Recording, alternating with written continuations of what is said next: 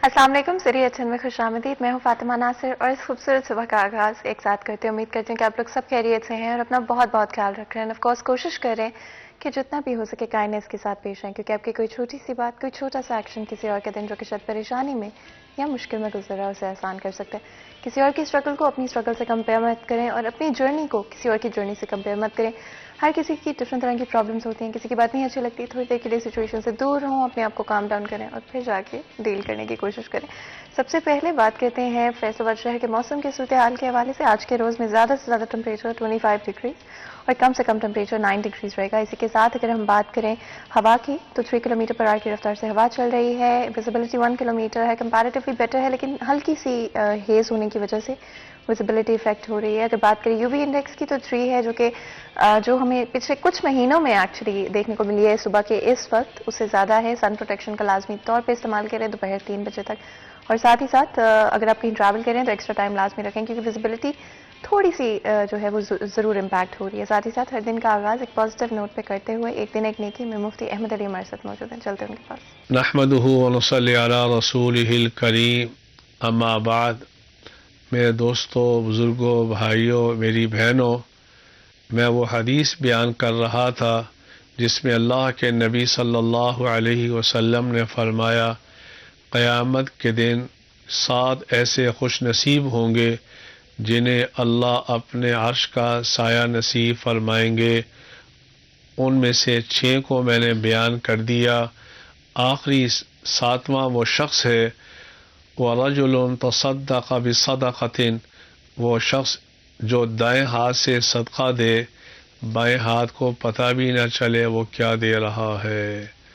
आज हम अपनी ज़कात तक़सीम करते हैं, मीडिया को बुलाते हैं, इश्तिहारबाजी करते हैं। मेरे भाइयों, ऐसा ना किया करो। जब भी सदका देना हो, ज़कात देनी हो, इस तरह दो, दाएं हाथ से दे दो, बाएं को पता भी ना चले।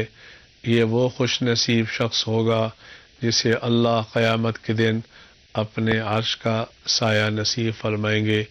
अल्लाह मुझे भी, आपको भी क़यामत के दिन अपने अर्श का साया नसीब फरमाए। आमीन आमीन आमीन। तो जी, इसी पैगाम के साथ आज के दिन का आगाज़ करते हैं। अगर सदक़े की बात करें तो लाज़मी तौर पे हमेशा हमेशा देते रहना चाहिए और उससे ज़िंदगी में डिफरेंट तरह की आसानियाँ पैदा होती रहती हैं। आगे बढ़ते हुए अवैस हमारे साथ मौजूद है, रेलवेज़ पे बात कर लेते हैं। अस्सलाम वालेकुम Awais. I think call drop हो गई है और आई थिंक दोबारा कोशिश करते हैं अगर अवैस से हमारी कॉल जो है वो मिल सकती हो। आज वैसे भी सैटरडे का दिन है और सैटरडे को रूटीन हमारी कुछ इस तरह की होती है जहाँ पे बहुत सारे डिफरेंट काम जो हैं, जर्नलिस्ट के लिए तो कोई भी हफ्ते का ऐसा दिन नहीं होता जहाँ पे हमें ऑफ हो या छुट्टी हो, और आवाम के लिए हर खबर पर नज़र रखने की जो हमारी कोशिश होती है वो वीकेंड के ऊपर भी जारी रहती है और बड़ी मसरूफियत होती है, डिफरेंट तरह की चीज़ें होती हैं जिनका ध्यान रखना होता है और हमारी हमेशा हमेशा यही हमारे प्लेटफॉर्म की थ्रू कोशिश होती है। सिटी 41 की हमेशा यही कोशिश होती है कि फैसलाबाद के जो भी मसाइल हैं, जो भी इश्यूज़ हैं, उनके हवाले से आपको अपडेट करते रहें। जो पब्लिक ट्रांसपोर्ट है उसके हवाले से भी आपको अपडेट करने की हमारी कोशिश रहती है, चाहे वो ट्रैफिक की सूरत हाल हो, मोटरवेज की सूरत हाल हो। हमेशा हमारी प्लेटफॉर्म की कोशिश रही है कि आप लोगों को हर तरह के एस्पेक्ट जो कि आपकी डेली रूटीन में शामिल हैं उनके हवाले से बताते रहें। लेकिन साथ ही साथ ये भी ज़रूर ऑफकोर्स इंपॉर्टेंट होता है कि अपने आप को मेंटली और फिजिकली फिट किस तरह से रखें, और मेरी हमेशा कोशिश रहती है कि मैं इस चीज़ पे ज़रूर एम्फेसिस करूं कि चाहे ज़िंदगी में जितनी भी मसरूफियात हों, अपनी सेहत को अपनी नंबर 1 प्रायोरिटी रखें। हमारी टीम की भी यही कोशिश होती है कि आप लोगों के लिए अच्छा कंटेंट लेकर आएँ जहां पर आप अपनी मेंटल हेल्थ का और फिजिकल हेल्थ का बेहतर तरीके से ख्याल रख सकते हो। One thing that we don't realise is कि एक्चुअली मेंटल और फिजिकल हेल्थ कनेक्टेड होती है। अगर आप फिजिकली अपने आप को बेहतर रखेंगे तो साथ ही आपकी मेंटल हेल्थ भी ओवरऑल बेहतर रहेगी। कुछ फॉर्म्स ऑफ एक्सरसाइजेस ऐसी हैं जिनसे आप मेंटल और फिजिकल दोनों अपनी हेल्थ को टारगेट कर पाते हैं, और ऑफ कोर्स योगा से बेहतर कोई कौन सी एक्सरसाइज है जो कि मेंटल और फिजिकल हेल्थ पर आपको काम करने का मौका देती है। चाहे दिन में 5 से 10 मिनट निकालकर आप स्टार्ट करें और एक रूटीन डेवलप करने की कोशिश करें, छोटी छोटी प्रैक्टिसेस के साथ जहां से आप बेहतर तरीके से उसको फिर बिल्ड आगे कर सकते होंगे। लेकिन इससे पहले कि हम आज के अपने गेस्ट की तरफ जाएं और इस हवाले से बात करें, हमारे साथ वकास मौजूद है। तो पहले ट्रैफिक की सूरत हाल के बारे में बात कर लेते हैं। अस्सलाम वालेकुम वकास। जी वालेकुम अस्सलाम फातिमा, कैसे हैं आप? मैं बिल्कुल ठीक हूँ वकास, आप कैसे हैं? अल्हम्दुलिल्लाह मैं भी ठीक ठाक। वकास, मैं ऑडियंस को बता रही थी कि जर्नलिस्ट के लिए हमेशा चाहे वो मंडे हो, चाहे सैटरडे हो, चाहे संडे हो, हमारा काम कभी नहीं रुकता। और आज के दिन भी मोटरवेज के हवाले से बताएगा। बहुत सारे लोग वीकेंड पे ट्रैवल करते हैं, क्या सूरत हाल है, कौन सी बीट्स ओपन है, कौन सी क्लोज्ड है? बिल्कुल फातिमा, डेफिनेटली हम कभी नहीं रुकता और इतला देना हमारी जिम्मेदारी है कि किसी भी शहरी को परेशानी से बचाया जा सके। तो इसी हवाले से अगर मोटरवे की बात करें, मोटरवे मुकम्मल तौर पर ट्रैफिक के लिए खुली है। खासकर अगर M4 की बात कर ली जाए तो पिंडी भटिया से खानेवाल तक तमाम किस्म के ट्रैफिक के लिए जो है मोटरवे को खुला रखा गया है। जबकि M3 की अगर बात कर ली जाए तो M3 दरखाना से फैजपुर तक हर किस्म की ट्रैफिक के लिए जो है वो खुली है। ठीक हो गया। वकास, फैसलाबाद शहर के अंदरूनी ट्रैफिक के हवाले से भी जरूर बताइएगा। अंदरूनी ट्रैफिक के हवाले से अगर साथ में बात करें तो आज कदर बेहतर रहेगी। फैसलाबाद की अंदरूनी ट्रैफिक शहरी जो है वो बआसानी सफर कर सकेंगे। खासकर सरगोदा रोड के हवाले से अगर बात करें तो सरगोदा रोड पर भी आज ट्रैफिक की जो है भारी नफरी तैनात इसीलिए की गई है ताकि शहरी जो है वो पुरसकून तरीके से अपने सफर को जारी रख सके। जबकि इसके साथ साथ शेखुपुरा रोड की अगर बात कर ली जाए तो शेखुपुरा रोड पर निशाताबाद ब्रिज जो है वो एक मुकाम ऐसा है जहां शहरियों को सब्र तहम्मुल का मुजाहरा करना पड़ता है और ट्रैफिक जो है वो कुछ देर के लिए जाम हो सकता है। जबकि केनाल रोड और सिविल लाइंस पर ट्रैफिक जो है वो मामूल के मुताबिक रवा दवा रहेगी। बिल्कुल ठीक हो गया। वकास, बहुत बहुत शुक्रिया इस अपडेट के लिए। आप लोगों ने सुना कि मोटरवेज ऑलमोस्ट ओपन है ट्रैवलिंग के लिए। फैसलाबाद शहर की बात करें तो कुछ ऐसे पॉइंट्स ज़रूर हैं जहाँ चाहे वो स्कूल के दिन हो या स्कूल ना भी ओपन हो, रश उसी तरह से बरकरार रहता है। तो अपने अगर आप कहीं भी ट्रैवल करें, स्पेशली जहाँ पर आपने वक्त से पहुँचना है, तो एक्स्ट्रा टाइम ज़रूर रखें अपने पास और साथ ही साथ अपनी रूट्स को प्लान आउट करके निकलें घर से पहले। अगर मोटरवे पर ट्रैवल कर रहे हैं, स्पीड बिल्कुल मत करें बिकॉज लाइट हेज की वजह से विजिबिलिटी इम्पैक्ट ज़रूर हो रही है। तो ना तो अपनी जान को ना किसी और की जान को खतरे में डालें और अपनी सेफ्टी का भी ख्याल रखें और दूसरों की सेफ्टी का भी लाजमी तौर पे ख्याल रखें। जैसे कि वकास से बात करने से पहले मैं आपको बता रही थी कि मेंटल और फिजिकल हेल्थ के हवाले से आज हम बात करेंगे। योगा एक ऐसी एक्सरसाइज है, एक फॉर्म ऑफ एक्सरसाइज है जहां पर आप अपने मेंटल हेल्थ और फिजिकल हेल्थ को एक साथ टारगेट कर सकते हैं। स्पेशली वो लोग जो कि कार्डियो एक्सरसाइजेज नहीं कर पाते, उनके लिए योगा बहुत अच्छा रहता है। और साथ ही साथ ऐसे लोग जो कि स्विच अप करना चाहते हैं अपने वर्कआउट्स को, वो भी योगा के साथ स्टार्ट कर सकते हैं। और ऑफकोर्स आपको पता है बहुत ही खास मेहमान आज हमें स्टूडियो में ज्वाइन कर रहे हैं। सबसे पहले तो योगी नईम हमारे साथ मौजूद हैं। आपको वेलकम करते हैं शो में, बहुत बहुत शुक्रिया आज हमें ज्वाइन करने के लिए। साथ ही साथ योगी एहसन भी आज हमारे साथ मौजूद हैं। आपको भी वेलकम करते हैं शो में, बहुत बहुत शुक्रिया आप दोनों का आज हमें ज्वाइन करने के लिए। एक तो वीकेंड पे अगर कोई काम करता है ना तो आई थिंक वो वैसे बड़ी अच्छी बात होती है। बहुत अच्छे लग रहे हैं आप दोनों और आपके जो आउटफिट्स हैं आई थिंक वो कामिंग भी हैं और थोड़ा सा वाइब ऑलरेडी एक क्रिएट उन्होंने योगा की जो है और एक पीसफुल माइंडसेट की करना शुरू कर दी। योगी नहीं, सबसे पहले तो पाकिस्तान योगा डे 20 फरवरी को, इस हवाले से बात कर लेते हैं, क्या प्लानिंग्स है इस योगा डे को? जी, पाकिस्तान योगा डे पहले तो जो है वो हमने पिछले साल सिंध से इसको स्टार्ट लिया। फर्स्ट योगा डे पाकिस्तान जो है वो हमने मौजूदा से इसलिए स्टार्ट लिया कि हम ये क्लेम करते हैं कि योगा पाकिस्तान से स्टार्ट हुआ है। उस टाइम ना पाकिस्तान था ना इंडिया था, ये एक बड़े सगीर था। और इसकी हिस्ट्री यूँ बनती है कि इंडस वैली से, इंडस सिविलाइजेशन जो है वहाँ से योग जो है वो परवान चढ़ा। और इसकी जो इंटरनेशनल स्टैंप है वो भी आपको मिली है वहाँ से मोनजोदाड़ो से। उसकी डमी मोनजोदाड़ो से निकली है, उसकी जो स्टैंप है और उसकी जो डमी है वो पड़ी हुई है कराची म्यूजियम में। और इसका जो है वो हम क्लेम करते हैं, हमने इसको UN में भी क्लेम किया है कि हम इसके जो है वो वारिस हैं। पाकिस्तान से इसका स्टार्ट हुआ है तो पूरी दुनिया को एक मैसेज देना चाहते हैं कि योगा जो है ये पाकिस्तान का है और पाकिस्तान की तरफ से तोहफा है पूरी दुनिया को, एक सेहत का इल्म। और इसके हवाले से ही हमने पाकिस्तान योगा डे हम जो सेलिब्रेट करने जा रहे हैं 20 फरवरी को, उसमें हम जो है वो गवर्नमेंट को भी इन्वॉल्व किया है। गवर्नर ऑफ पंजाब हमारे उसमें चीफ गेस्ट हैं और यहाँ के जो हमारे फ़रख हबीब साहब हैं, मिनिस्टर साहब फैज़ुल हक मौका साहब, लतीफ़ नज़र साहब और इसके अलावा मियाँ वारिस अजीज़ साहब, ये सारे हैं हमारे गेस्ट हैं यहाँ पर। यहाँ पे जितनी लोकल हमारी सियासत है सब इन्वॉल्व होंगे इसमें। और हमारे जितने यहाँ पे बिज़नेस कम्युनिटी है, हमने कोशिश की है कि इसको हाईलाइट करें कि योगा हमारा है, योगा पाकिस्तान का है। हम इसको एक पूरी दुनिया में दिखाने के लिए इसको हम एक इवेंट डिज़ाइन कर रहे हैं जो कि इकबाल स्टेडियम में होगा इंशाल्लाह। और इकबाल स्टेडियम में जो है वो इसको हम शुरू करेंगे सुबह 10 बजे से लेके ये 3 बजे तक चलेगा, जिसमें पूरे पाकिस्तान से बड़े बड़े योगी आ रहे हैं और उसमें उनकी स्पीचेज होंगी योग के ऊपर। योग को समझने की बात होगी। योगा सिर्फ एक्सरसाइज नहीं है, लोग योगा को सिर्फ एक्सरसाइज समझते हैं।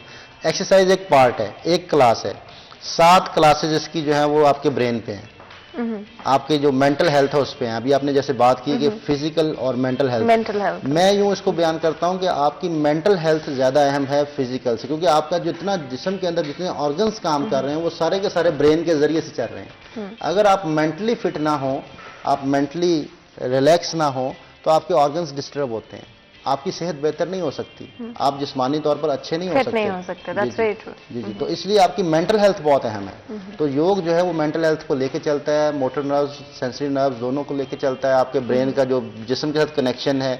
एक्सरसाइज और योग में मैं थोड़ा सा बहुत आसान लफ्जों में फ़र्क बताना चाहता हूँ, जो कि बहुत सिंपल है, कोई मुश्किल नहीं है। योग और एक्सरसाइज में फ़र्क सिर्फ ये है कि एक्सरसाइज आप करते हुए पास्ट और फ्यूचर में रहते हैं, आपका दिमाग चलता रहता है, आप एक्सरसाइज कर रहे हैं, लेकिन आप मुशक्कत की एक्सरसाइज करते हैं तो आप लाजमी तौर पर अपने जहन को कहीं और ले जाते हैं कि मुझे फील ना हो। लेकिन योग इसके बरक्स है।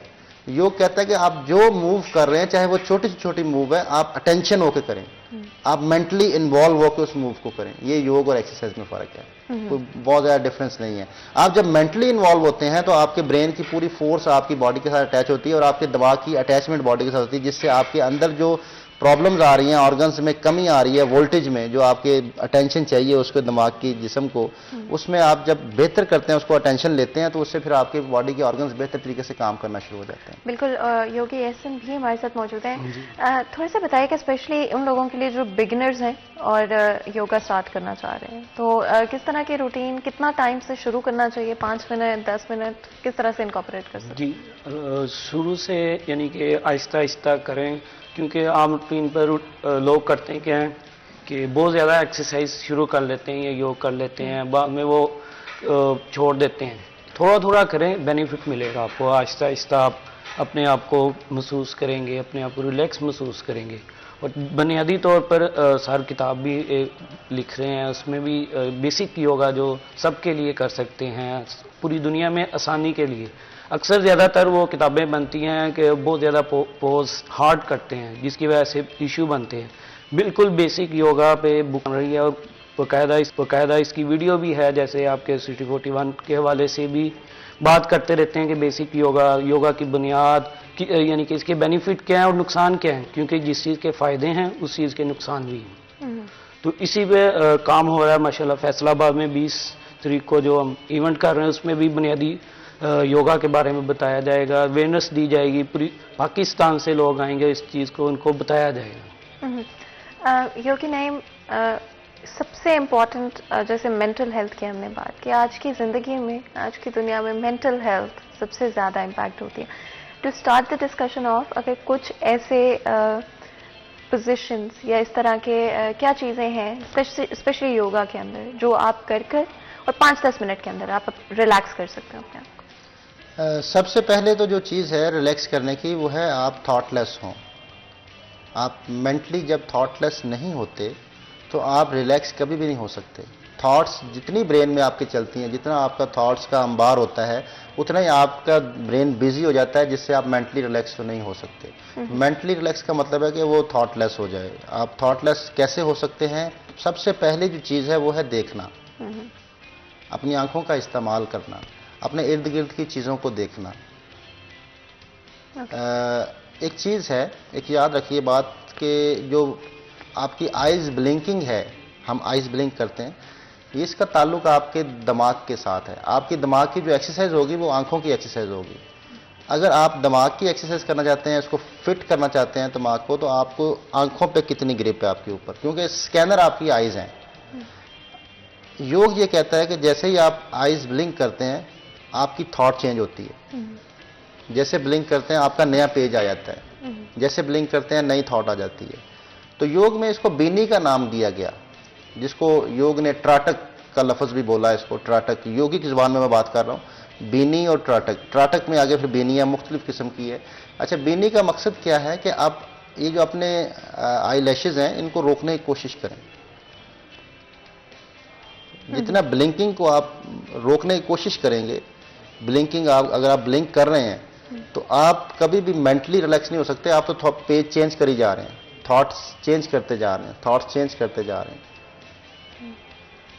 अब लेकिन मुसलसल आंखें खोलने के लिए एक टेक्निक है, मुसलसल आपकी ब्लिंकिंग ना हो उसकी एक टेक्निक है जिसको हम बीनी का बेसिक समझते हैं। वो है कि आप हल्की सी आंखें खोल के देखें। हल्की आंखें खोल के देखने से आपको प्रेशर नहीं आएगा ब्रेन के ऊपर और आपकी ब्लिंकिंग खत्म हो गई। अब मैं ब्लिंक नहीं कर रहा, थोड़ी आंखें खोलें, इससे आप मेंटली रिलैक्स हो सकते हैं। आप काफ़ी देर तक एक ही जगह पे जहाँ पे लम्हा मौजूद में मौजूद है वहाँ पे रह सकते हैं। लम्हा मौजूद आपकी मेंटली रिलैक्सेशन है। जैसे ही आप पास्ट में जाएंगे तो मसाइल हैं, फ्यूचर में जाएंगे तो मसाइल हैं, और प्रेजेंट में आप रिलैक्स कर सकते हैं। ऑफ कोर्स एक और चीज़ जो कि मैं यहाँ पे मेंशन करना चाहूँगी, आज स्पेसिफिकली हम किडनी प्रॉब्लम्स के हवाले से भी बात करना चाहते हैं। बहुत सारे बड़ी आम बीमारियाँ किडनी से रिलेटेड लोगों को एक्सपीरियंस करनी पड़ती हैं। And at the end of the day जैसे कि हम बात करते हैं कि yoga is a way of life, it's more than just an exercise. तो योगा के थ्रू किस तरह से किडनी प्रॉब्लम्स के हवाले से हम बेहतर तरीके से फंक्शन और ओवरऑल अपनी जो हेल्थ है उसको बेहतर कर सकते हैं, ये भी जरूर बताइए। किडनी का सबसे पहले तो ये जान लें कि किडनी में प्रॉब्लम्स होते क्यों हैं, किडनी इफेक्ट क्यों होती है, किडनी का काम क्या है, फंक्शन क्या है, ये पता होना चाहिए। किडनी का फंक्शन ये होता है कि आपके ब्लड को प्योर करना। आपके ब्लड में जो फाजल मादे बढ़ते हैं वो आप जो पानी लेते हैं पानी के साथ मिक्स करके यूरिन की शक्ल में वो मादे निकल जाते हैं। अगर किडनी फंक्शन ठीक ना हो तो वो मादे फिर ब्लड में रहना शुरू हो जाते हैं, जिसके लिए फिर बाद में डायलिसिस करने पड़ते हैं, आपके ब्लड को साफ़ करना पड़ता है। बड़ा तकलीफ़देह अमल है। अल्लाह ताला किसी को ना इस सिचुएशन में लेके जाए, अल्लाह ताला सबको अपनी रहमत में रखे। और ये जो किडनी का प्रॉब्लम आता है इसमें कुछ वजूहात हैं।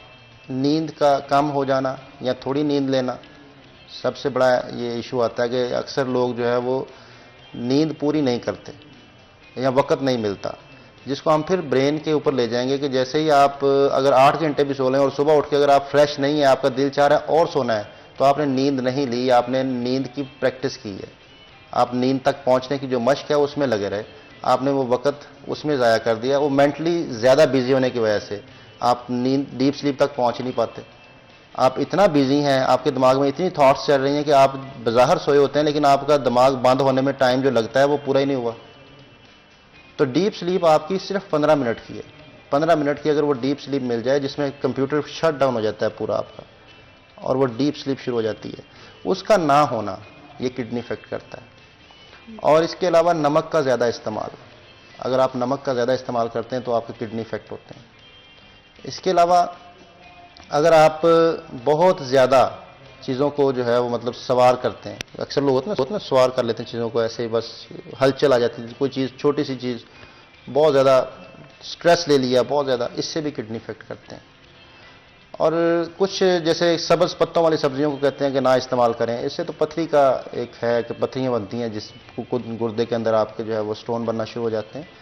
तो हमें जो है वो किडनी को बेहतर रखने के लिए योग क्या मावनत करता है, हमें तो इसके सोल्यूशन की तरफ आना है। सबसे पहले तो मैं एक मुद्रा डिस्कस करना चाहूँगा जिसका नाम है अपान मुद्रा। अपान मुद्रा किडनी फंक्शन को बेहतर करता है। ये पहली अंगूठे को दरमियान की 2 उंगलियों के साथ टच कर लें, जोर नहीं लगाना, सिर्फ टच करना है। और ये छोटी उंगली और इंडेक्स फिंगर को चाहे सीधा कर लें या इसको हल्का सा रखें, लाइट सा रखें, बिल्कुल साथ ना जोड़ें, अलग रखें इसको। ये बड़ा आपको इफेक्ट करेगा। ये कम से कम 15 मिनट दिन में 2 से 3 दफ़ा बनाएं। 15 मिनट के लिए 2 से 3 दफ़ा इसको बनाएं, इससे किडनी फंक्शन बेहतर होते हैं। अपान का जो मतलब है वो है बढ़ती हुई चीज़ को नीचे लेके आना। कसावतें बढ़ रही हैं जिस्म में, आपके ब्लड में कसावतें बढ़ रही हैं, वो अखराज नहीं हो रहा, तो ये अखराज को बेहतर करता है, अखराज को बेहतर करने का। बिल्कुल। और जब ब्रेक से वापस आएंगे तो मजीद भी किडनी फंक्शन को इम्प्रूव करने के लिए, ओवरऑल आपकी जो हेल्थ है उसको इम्प्रूव करने के लिए क्या चीज़ें हैं जो कि योगा से रिलेट करके हम कर सकते हैं। तो यहाँ पे एक छोटा सा ब्रेक लेते हैं, ब्रेक के बाद हाजिर होते हैं, कहीं मजा आएगा हमारे साथ है।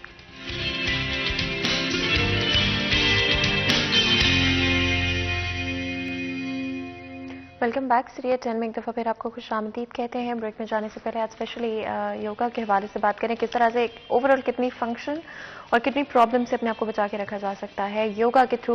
योगी एहसन भी हमारे साथ मौजूद हैं। ब्रेक में जाने से पहले कुछ टेक्निक्स योगी नेम ने मेंशन की, इसके अलावा भी अगर किडनी फंक्शन को ध्यान में रखें तो कुछ चीज़ें बताइएगा, क्या हम अपनी डाइट को स्पेसिफिकली कुछ तरह से हैंडल करके बेहतर कर सकेंगे? जी, जैसे किडनी पे बात हो रही थी, जैसे भी पूरी बॉडी है भी, यानी कि कोई भी पार्ट उसके में पहले अवेयरनेस होनी चाहिए, इन्फॉर्मेशन होनी चाहिए खुद से। जैसे अक्सर लोग पेन किलर यूज़ करते रहते हैं आर्जी तौर पे, कोई नहीं इसका हम ट्रीटमेंट कराते हैं, वो वक्त गुजर जाता है, फिर बाद में बहुत सारी प्रॉब्लम बन जाती है। प्रॉब्लम से पहले ही कुछ चीज़ का सलूशन किया जाए, उसका चेकअप बाकायदा किया जाए।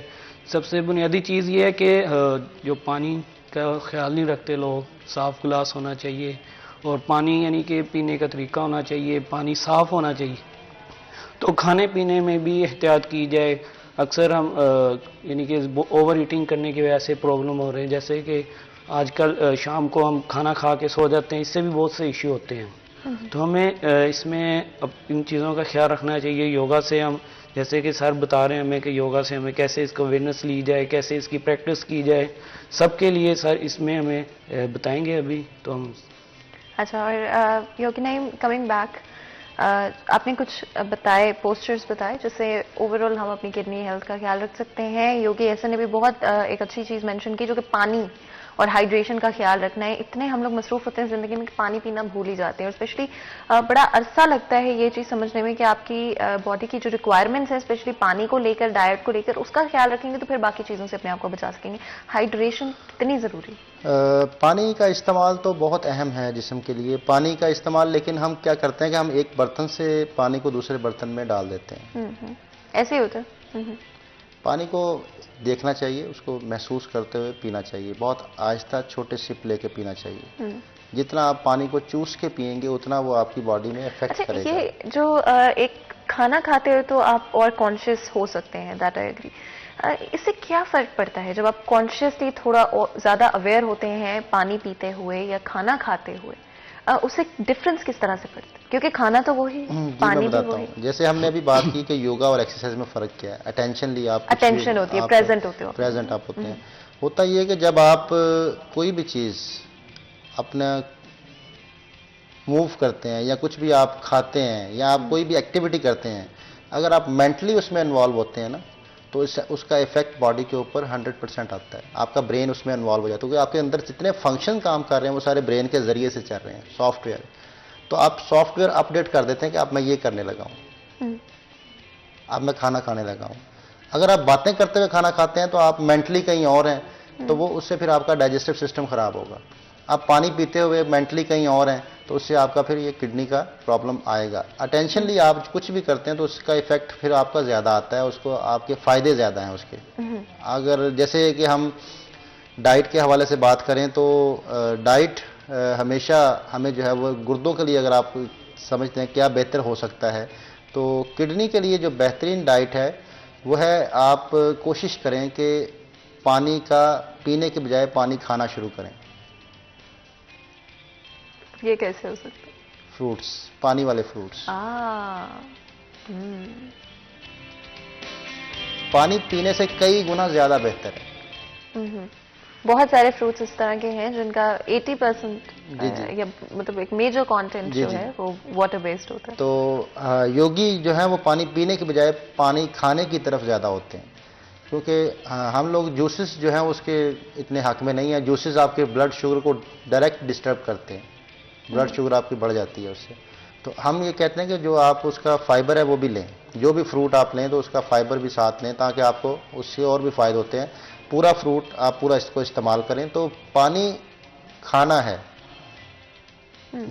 फ्रूट्स को इस्तेमाल करें, मैक्सिमम फ्रूट्स को इस्तेमाल करें। और फ्रूट्स का सही इस्तेमाल आपका जो है वो दोपहर का है, रात का नहीं है। हम रात को फ्रूट्स इस्तेमाल करते हैं, रात को फ्रूट्स नहीं लेने चाहिए।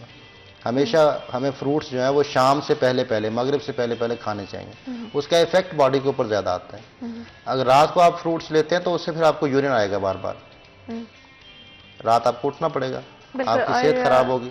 किडनी स्टोन्स एक बड़ा आम इशू है, स्पेशली पाकिस्तान के हवाले से बात करें, एक मेजर पॉपुलेशन को ये इशू फेस करना। क्या कोई इस तरह के तरीके हैं जिनसे आपको ऑपरेशन की तरफ ना जाना पड़े या सर्जरी की तरफ ना जाना पड़े और बगैर किसी मेडिकल इंटरवेंशन के आप किडनी स्टोन्स को जो है वो ख़त्म कर सकते हैं? जी, किडनी स्टोन से पहले किडनी इन्फेक्शन पे थोड़ी सी बात हो जाए। किडनी इन्फेक्शन भी हो जाती है, किडनी के अंदर इन्फेक्शन हो जाती है। तो किडनी इन्फेक्शन के लिए आपको जो है सुबह निहार मुँह खजूर का इस्तेमाल करना है। 2 से 3 खजूरें आप इस्तेमाल करें और कोशिश करें कि अगर ब्लैक कलर की खजूरें हों तो वो ज़्यादा बेहतर है।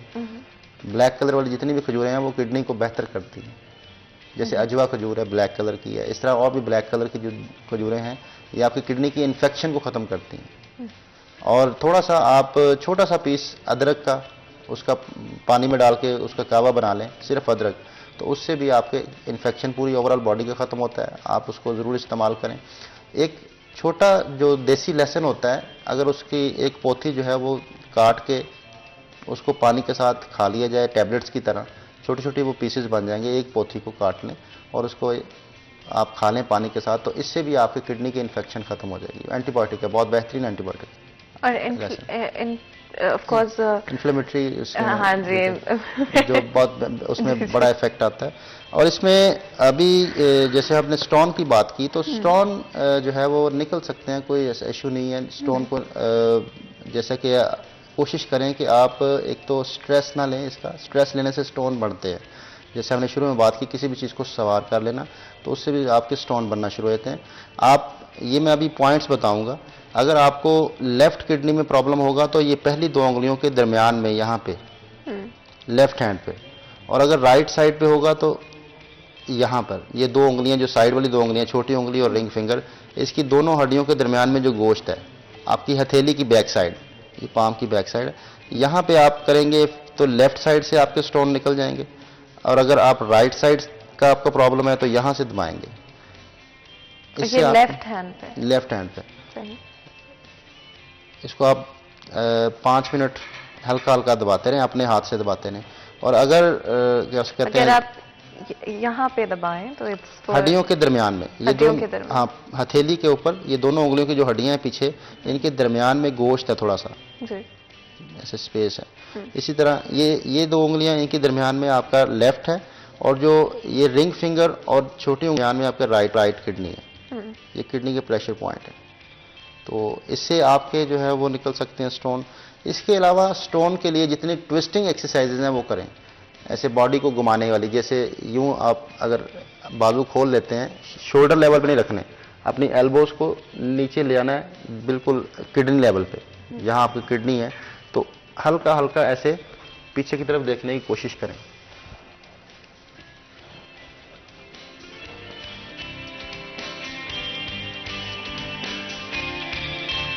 एक जाप ब्रीदिंग है, उसको भी डिस्कस करेंगे। जाप ब्रीदिंग जो है ये किडनी स्टोन निकालने के लिए की जाती है। योग में इसकी बड़ी जो है वो मतलब अहमियत है कि अगर आप ब्रीदिंग नहीं करते तो आपके जो है वो प्योरीफिकेशन नहीं हो सकती। योग ये मानता है कि आपकी प्योरीफिकेशन ब्रीदिंग के साथ जुड़ी हुई है। आप जब इनहेल करते हैं तो आप ऑक्सीजन लेते हैं, जब एक्सहेल करते हैं तो कार्बन निकालते हैं। जिस्म में जितना कार्बन होता है वो निकलता है। अब योग अगर आप कर रहे हैं और आप पथरी से परेशान हैं तो फिर आपको करना क्या है कि आपने अपना एक्सहेल लंबा करना है। लेकिन इसमें एक जाप ब्रीदिंग में एक आपको थोड़ा सा एक साउंड क्रिएट करना है। वो साउंड जैसे हम 6 कहते हैं उर्दू में, 6 का जो साउंड है, इसको छो करके निकालना है सांस को। हाथ किडनी के ऊपर रख लेने, दोनों हाथ पीछे रख लेने ऐसे।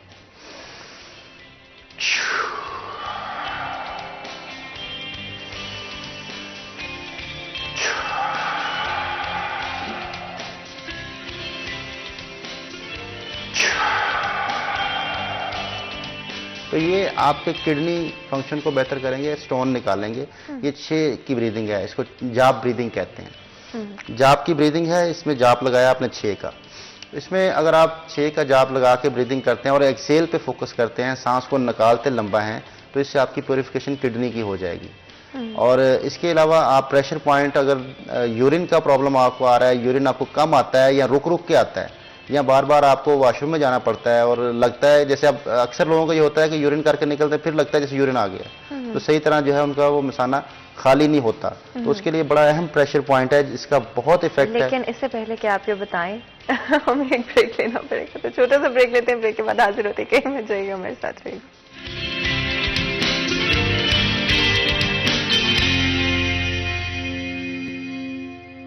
वेलकम बैक सीरिया 10 में एक दफा फिर आपको खुशामदीद कहते हैं। ब्रेक में जाने से पहले स्पेशली आज योगा के हवाले से बात करें। मेंटल और फिजिकल हेल्थ को प्रायोरिटाइज करना over anything and everything else is so important, और स्पेशली आज की जिंदगी में जहां पर हर चीज इतनी स्ट्रेसफुल हो गई है, जो आसान से आसान काम भी होते हैं आज की जिंदगी में वो इतने सिंपल नहीं जितने हुआ करते थे। फिर चाहे वो पढ़ाई का प्रेशर हो, पर्सनल प्रॉब्लम्स हो, प्रोफेशनल प्रॉब्लम्स हो, करियर रिलेटेड फाइनेंशियल प्रॉब्लम्स हो, हर चीज़ में अपनी मेंटल हेल्थ का और फिजिकल हेल्थ का ख्याल रखना सबसे ज़्यादा इंपॉर्टेंट है। स्पेशली किडनी प्रॉब्लम्स के हवाले से हमने बात की, किस तरह के स्पेसिफिक कुछ पोस्चर्स योगा के इस्तेमाल करते हुए आप अपनी डिफरेंट जो काफ़ी सीरियस प्रॉब्लम्स होते हैं किडनी से रिलेटेड, उनसे अपने आप को बचा सकते हैं। हाइड्रेशन एक बहुत बड़ा एस्पेक्ट है किसी भी बीमारी से अपने आप को बचाए रखने का, और ओवरऑल अपनी स्ट्रेस मैनेजमेंट भी बहुत इंपॉर्टेंट है। इसके अलावा योगी ने आपको मुझे कट ऑफ करना पड़ा था 5 मिनट के साथ, ये ब्रेक ले रहे थे क्योंकि मैं थोड़ा सस्पेंस क्रिएट करना चाहती थी जब हम ब्रेक से वापस आए,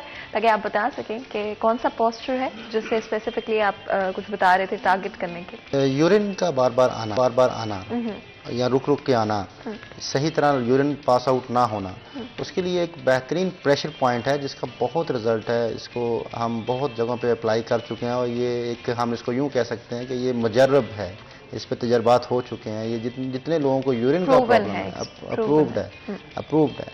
इसमें ये रिंग फिंगर लेफ्ट हैंड पे, ये जो आपके आखिरी पोर है इससे थोड़ा सा ऊपर जॉइंट से नीचे, ये रिंग फिंगर का जॉइंट और ये लाइन, इसके दरमियान में जो जगह है इसको आप दबाया करें ऐसे 5 मिनट दबा लें, दिन में 2 से 3 दफ़ा। बल्कि जब आपको लगे कि यूरिन आपको आ रहा है, बार बार आ रहा है, तो उस वक्त इसको ज़रूर दबाएं, तो इससे आपका यूरिन एक ही दफ़ा में पास आउट हो जाएगा, बार बार वॉशरूम नहीं जाना पड़ेगा। बिल्कुल। और अपना हाथ अगर आप थोड़ा सा कैमरा की तरफ करें और दिखा दें ताकि हमारी ऑडियंस जो है जी थोड़ा समझ सके। ये रिंग फिंगर की लाइन, आखिरी लाइन जो जहाँ से ये पाम के साथ उंगली जुड़ती है आके, उसकी आखिरी लाइन से थोड़ा सा ऊपर, और ये जो जॉइंट है रिंग फिंगर का इसके थोड़ा सा नीचे जो दरमियान में जगह बनती है, इस जगह पे आप हल्का हल्का इसको ऐसे दबाएं, अपने हाथ से ही दबा सकते हैं। और इसको दबाने से क्या होगा कि आपका यूरिन जो है वो एक ही दफ़ा में पास आउट हो जाएगा। ये रेपिटेटिव करते रहना चाहिए, कितनी दफ़ा करना चाहिए? नहीं, 5 मिनट्स, ओनली 5 मिनट्स। हाँ जी। और ये ओवर टाइम कुछ वक्त अरसे तक करते रहें या बस एक दिन जब भी आपको ये महसूस जब आपको फील हो तो कर लें, तब कर लें? फौरन इफेक्टिव है। ये ऐसी बात नहीं है कि भाई आपने इसको कुछ दिन करना है उसके बाद इफेक्ट आएगा, पहली निशिस्त में इफेक्ट आता है। योगी एहसन, क्योंकि मैं योगा की इम्पोर्टेंस आई थिंक अब हम सोसाइटी में बड़े आम होने लगी है, लोग समझने लगे हैं कि yoga is more than an exercise. Overall अगर हम बात करें मेंटल हेल्थ के हवाले से, बिकॉज मैं ये ज़रूर चाहती हूँ कि हम हमेशा मेंटल हेल्थ के हवाले से ज़रूर बात करें, कैसे हम योगा को, और मैंने आई थिंक पहले भी थोड़ा सा इसी कॉन्टेक्स्ट में पूछा था, बट इसको थोड़ा सा डिस्कशन को आगे लेके जाते हुए अपनी डेली रूटीन में कैसे हम योगा को ऐड कर सकते हैं, और स्पेसिफिक कोई प्रेशर पॉइंट्स, क्योंकि कई दफ़ा आपको नेक आपकी बड़ी स्ट्रेन महसूस हो रही होती है, बड़ा स्टिफ महसूस हो रही होती है हमारा जिस्म, तो उस हवाले से ज़रूरत है। जी, बुनियादी चीज़ तो ये है कि जैसे हम आम रूटीन में ना जो देखा गया, लोग कहते हैं कि इतनी एक्सरसाइज करें पसीना निकालना ज़रूरी नहीं है। इतनी एक्सरसाइज करें, आप सारा दिन अपने आप को रिलैक्स रखें, जहाँ भी आप हों, आप ड्राइविंग हैं या आप कहीं बैठे हुए हैं, तो अपने आप को रिलैक्स रखें, अपने आप को थकाना नहीं है। तो हर चीज़ की एक लिमिट होती है, उसकी लिमिट से यानी कि मुताबिक ज़्यादा नहीं करना चाहिए, इतना भी नहीं करना चाहिए कि आप थक जाएं। आपको खुद महसूस कर सकते हैं, अपने मसल को आपको बताएंगे, वो दिमाग के ज़रिए पैगाम भेजेंगे बस अब ज़्यादा ना करें, थक गए। तो हर चीज़ का एक लिमिट होती है। तो इस सबसे बुनियादी चीज़ है कि हर काम को सीख के किया जाए, सीखने के बगैर करेंगे नुकसान हो सकता है, क्योंकि जैसे कि हमें काफ़ी अवेयरनेस आ गई, लोग पहले यही समझते थे पता नहीं बहुत ज़्यादा करने से फ़ायदा होगा। अब तो मसरूफियत का इतना दौर है कि अपने आप को हम बहुत ज़्यादा बिजी कर लिया है, तो अपने आप को रिलैक्स रखने के लिए कुछ स्ट्रेचिंग होती हैं, तो वो स्ट्रेचिंग करें या ब्रीदिंग करें, जिससे हम अपने आप को ठीक कर सकते हैं। कुछ एक्सरसाइज होती हैं जैसे साथ साथ बताते रहते हैं कि आपने अगर आपके पेन हो गई है, जैसे किडनी के इशू पे आप बात हो रही थी, किडनी से पहले इंसान उस चीज़ की इलाज कर ले, उस चीज़ को बेहतर कर ले, जब ज़्यादा काम बिगड़ जाए तो प्रॉब्लम ना बने। तो हम कुछ ब्रीदिंग होती है, कुछ हम लाजमी नहीं है कि आपने कहीं जाके एक्सरसाइज करनी है, चेयर पे बैठ के कर सकते हैं, ऑफिस में बैठ के कर सकते हैं, आप घर में बेडरूम पे बैठ के भी कर कोई सकते हैं। एक दो अगर आप हमारी ऑडियंस के लिए बताएं, कोई भी जो वो स्ट्रेस मैनेजमेंट के लिए कर सकते हैं, जी। या अगर नेक उनकी बहुत स्टिफ लग रही है तो। उससे हाथों का अंदाज एक बता देता हूँ, इसको आदि मुद्रा भी कहते हैं। थंब अंदर की तरफ बंद करते हैं, इससे जैसे कि हम बहुत ज़्यादा मसरूफ़ हो गए हैं, जिसकी वजह से हमारी नेक पेन रहती है या स्टिफ होता है जिसम, इसके लिए हम ये कर सकते हैं। और आजकल वैसे सर्दियाँ भी हैं जिससे नाक बंद रहता है या फ्लू रहता है, उसके लिए भी हम ये कर सकते हैं। ये बहुत आसान तरीका है, इसमें ज़्यादा जोर नहीं लगाना, बिल्कुल हल्का सा स्ट्रेच करना है। इसके अलावा इसको थंब और शहादत की उंगली को आपस में हल्का सा टच करना, ये आपके स्ट्रेस के लिए, जो नींद का प्रॉब्लम है या बहुत ज़्यादा जो परेशान रहते हैं या गुस्सा आता है, उसके लिए भी ये हम कर सकते हैं। और सिंपल जो अगर आपके स्ट्रेस है, पीछे की तरफ खिंचा हुआ है, आपने आम रूटीन में देखा होगा इंसान की जो पेन होती है बॉडी के पीछे वाले हिस्से में होती है, आगे नहीं होती। तो नमाज में भी हम देखते हैं कि जितने भी एंगल है आगे झुकने के हैं, पीछे झुकने के लिए नहीं है। तो जो हमारी ज़्यादातर रूटीन में देखे जाते हैं पेन पीछे होती है, इसके लिए हम स्ट्रेच कर सकते हैं आसानी के साथ। जैसे हम रुकू करते हैं, उसमें हल्का सा स्ट्रेच करना हमने। तो इसके अलावा जो अक्सर देखा है कि घुटनों का प्रॉब्लम है, उसमें कुछ एहतियातें होती हैं। इसी तरह हर एंगल के साथ हम एक्सरसाइज कर सकते हैं। सिंपल एक्सरसाइज, हम शोल्डर को आगे से पीछे की तरफ मूव करना हमने, अपने आप को रिलैक्स रखने के लिए। ये अपर बॉडी के लिए होगी। इसी तरह मुख्तलिफ एंगल में हम बैठे बैठे कर सकते हैं। जैसे हम जैसे वॉक करते हैं तो आप बैठ के भी कर सकते हैं, तो हम आगे पीछे कर सकते हैं, हील को ऊपर नीचे कर सकते हैं। सिंपल, बहुत आसान सा तरीका। आप 1 घंटे बाद 2 घंटे बाद करते रहें तो अपने आप को वार्म अप रखेंगे जिसम आपका। क्योंकि एक चीज़ है जो जैसे पानी चलता रहे तो वो साफ हो, पानी नहीं चलेगा रुक जाएगा, उसमें गंदगी पैदा होती है। इसी तरह हमारा जो सिस्टम है ये भी चलता है, जो खून की सर्कुलेशन, दिल जो नीचे की तरफ भेजता है और टांगे जो पीछे से ऊपर की तरफ बैक भेजती हैं।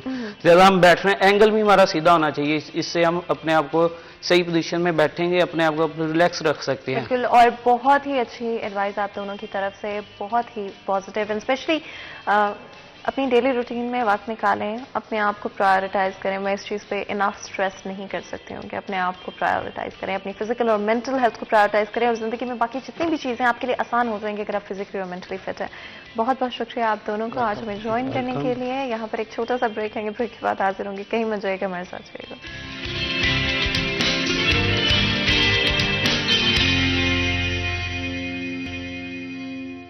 Welcome back. सीरियस 10 में एक दफ़ा फिर आपको खुशामदीद कहते हैं। ब्रेक में जाने से पहले हमारे साथ बहुत ही मज़ेदार आज गेस्ट मौजूद थे, जिसमें ऑफकोर्स उस सेशन में भी मैं बात की थी कि अपनी मेंटल और फिजिकल हेल्थ को लाजमी तौर पे आप लोग प्रायोरिटाइज किया करें। और ऑफकोर्स जब हमारे किचन के सेगमेंट होते हैं तो मेरी कोशिश होती है कि इसी बात पे एम्फेसिस करूँ हमेशा कि अपनी मेंटल और फिजिकल हेल्थ का बहुत बहुत ख्याल रखा करें। और योगा हो या एक्सरसाइजेस हो, डिफरेंट तरह की अपनी रूटीन के अंदर सिर्फ 5 से 10 मिनट ऐड करने की कोशिश करें, and that is a good start, जिसकी वजह से आप अपने आप को बहुत सारी बीमारियों से ऑलरेडी बचा सकते हैं। और बाकी उसके अलावा ऑफ कोर्स एक्सरसाइज मैटर करती है, साथ ही साथ अपनी मेंटल हेल्थ का ख्याल रखना मैटर करता है। डाइट एक बहुत इंपॉर्टेंट रोल प्ले करती है आपकी मेंटल और फिजिकल हेल्थ के अंदर, इसलिए लाजमी तौर पे कोशिश करें कि अपनी डाइट के अंदर फ्रेश इंग्रेडिएंट्स का इस्तेमाल करें, फ्रूट्स एंड वेजिटेबल्स का ज़्यादा से ज़्यादा इस्तेमाल करें, और नॉट प्रोसेस्ड प्रोडक्ट्स इस्तेमाल करने की कोशिश करें। Because at the end of the day जितना प्रोसेस्ड आपके इंग्रेडिएंट्स होंगे उतना ही मुश्किल आपकी बॉडी के लिए उनको डाइजेस्ट करना होगा।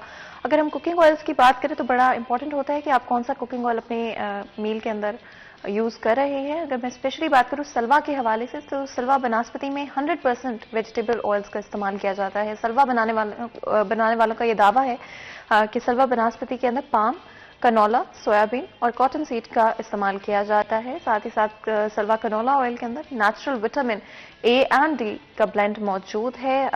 डेफिनेटली हलाल सर्टिफाइड ये कुकिंग ऑयल है, साथ ही साथ अल्ट्रा रिफाइंड भी है। सलवा बनाने वालों का ये दावा है कि आपकी सेहत उनके लिए नंबर 1 प्रायोरिटी है और उनकी ऑर्गेनिक मटेरियल्स के साथ इन ऑयल्स को बनाया जाता है। जैसे कि वेजिटेबल ऑयल्स का जब इस्तेमाल किया जाता है तो उससे आपकी ओवरऑल सेहत और डाइजेशन में आपको आसानी मिलती है, इम्यूनिटी भी आपकी बूस्ट होती है और ओवरऑल जिस तरह से हम कोलेस्ट्रॉल की बात करते हैं या हार्ट इश्यूज बहुत सारे लोगों को होते हैं, डिफरेंट ऑर्गन्स के इश्यूज होने लग जाते हैं जैसे जैसे उम्र बढ़ती जाती है। साथ ही साथ सलवा बनाने वालों का ये दावा है कि उनकी पूरी कोशिश है कि उनके हर प्रोडक्ट के थ्रू आपकी हेल्थ पर फोकस किया जाए और आपकी हेल्थ पर सिर्फ पॉजिटिव इम्पैक्ट ही हो। सलवा बनाने वालों का ये भी दावा है कि आप कोई भी डिश जो बना रहे हैं, चाहे वो एक मॉडर्न टेक्निक से बना रहे हो या ट्रेडिशनल टेक्निक से बना रहे हो, बड़े आराम से आप सलवा बनास्पति या सलवा कनोला ऑयल का उसके अंदर इस्तेमाल कर सकेंगे और आपकी अपनी प्रेफरेंस है कि कौन सा आप इंतखाब करते हैं, क्योंकि दोनों मार्केट के अंदर अवेलेबल हैं। जैसे कि आप देख सकते हैं सलवा कनोला ऑयल भी आपको नजर आ रहा होगा और साथ ही साथ सलवा बनास्पति भी आपको नजर आ रहा होगा। हमेशा कोई भी प्रोडक्ट खरीदने से पहले लाजमी तौर पे इंग्रेडिएंट्स जरूर पढ़ा करें, देखा करें कि आप जो चीज़ खरीद रहे हैं उसके अंदर क्या ऑर्गेनिक इंग्रेडिएंट्स का इस्तेमाल किया गया है या नहीं, और फिर उसको अपने घर पे और अपने खानों में इस्तेमाल करें। Because at the end of the day हमारी फैमिलीज हम सबके लिए बड़ी प्रेशियस होती है। हम सब चाहते हैं कि हमारी फैमिलीज ठीक रहें, खुश रहें, हेल्दी रहें। तो हमारी जिम्मेदारी है कि जब भी हम कोई प्रोडक्ट घर में लेकर आते हैं तो अच्छी प्रोडक्ट्स को ही अपने घर के अंदर और अपने खानों के अंदर इस्तेमाल करें। साथ ही साथ अगर हम सब कॉन्टिनेंट की बात करें तो खानों के अलावा एक बड़ा इंपॉर्टेंट एस्पेक्ट है जो कि हम सबकी ज़िंदगी का हिस्सा होते हैं। ऑफ कोर्स मैं चाय की बात कर रही हूँ। कुछ लोग तो इस तरह के होते हैं कि उनका दिन स्टार्ट ही तब होता है जब चाय का एक कप उनको मिल चुका होता है, फिर चाहे वो हमारी गैदरिंग्स हो, फ्रेंड्स और फैमिली के साथ वक्त गुजारना हो। At the end of the day हमारे लिए चाय बड़ी इंपॉर्टेंट रोल प्ले करती है। अगर मैं डीएटी के हवाले से बात करूँ तो टॉप क्वालिटी टी लीफ का इस्तेमाल कर ये पत्ती बनाई जाती है, जिसकी वजह से पत्ती बहुत फाइन होती है। जैसे कि आप देख सकते हैं डीएटी दाने वाली इस वक्त स्क्रीन पर आपको नजर आ रही होगी और साथ ही बिल्कुल येलो पैकिंग आपको डीएटी एक्सट्रीम क्वालिटी भी स्क्रीन पर नजर आ रही होगी।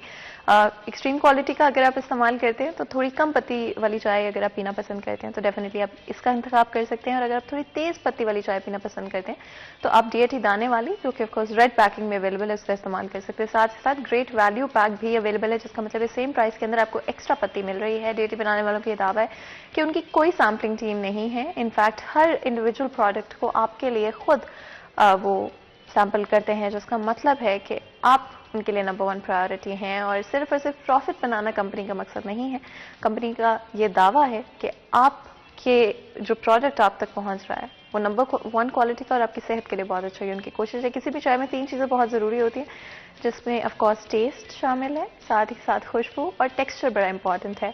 और डीएटी बनाने वालों का ये दावा है कि तीनों चीज़ों पे बहुत फोकस दिया गया है, जस्ट टू मेक श्योर कि आप लोगों की जो टी टाइम है वो चाहे ऑफिस में हो, घर में हो, स्कूल में हो, कहीं पर भी हो, उसमें किसी तरह की कोई कमी नहीं आनी चाहिए। एंड टेक्सचर बड़ा ज़रूरी होता है किसी भी चाय का, स्पेशली जब आप सुबह के वक्त उठते हैं और आप इंतज़ार कर रहे होते हैं कि पहला चाय का कप जो है आप कब पिएंगे। इसलिए बड़ा ज़रूरी होता है कि आपकी टेक्सचर करेक्ट होना चाहिए और वो जो एक फ्रेश आप होना चाह रहे हैं, एक फ्रेशनेस आप चाह रहे हैं, वो भी आपको चाय से ज़रूर मिले। यहाँ पर एक छोटा सा ब्रेक लेते हैं, ब्रेक के बाद हाजिर होंगे। कहीं मत जाएगा, हमारे साथ रहेगा।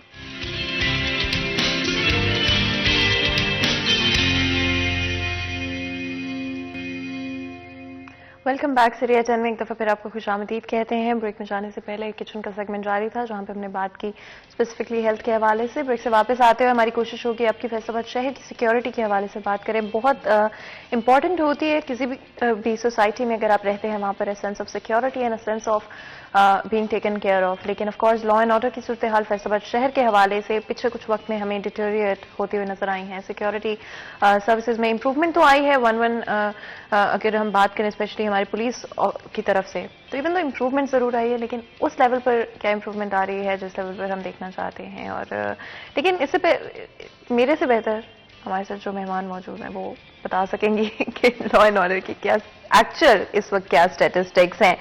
तो अगर मैं बात करूं स्पेशली हमारी गेस्ट की, तो फरजाना सिद्दीकी आज हमारे साथ मौजूद हैं, जो कि हमारी रिपोर्टर है। फरजाना, आपको वेलकम करते हैं शो में। बहुत बहुत शुक्रिया आज हमें ज्वाइन करने के लिए, और बहुत टैलेंटेड हो आप फरजाना, मैं हमेशा ये बात कहती हूँ। आई थिंक मुझे आपसे पर्सनली बहुत कुछ सीखने को मिला है। आगे बढ़ते हुए अगर हम क्राइम के हवाले से बात करें, फैसलाबाद शहर की करंट क्या स्टैटिस्टिक्स हैं, क्या सूरत हाल है?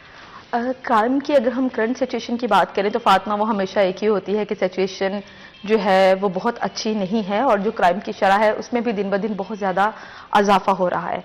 तकरीबन डेली की अगर हम बात करें रोज़मर्रा की बुनियाद पे तो 100 के करीब वारदातें हैं जिनमें चोरी, डकैती, राहज़नी और नकबजानी की वारदातें जो रिपोर्ट हो रही हैं। बहुत सारे मामला ऐसे हैं जो अभी रिपोर्ट ही नहीं होते।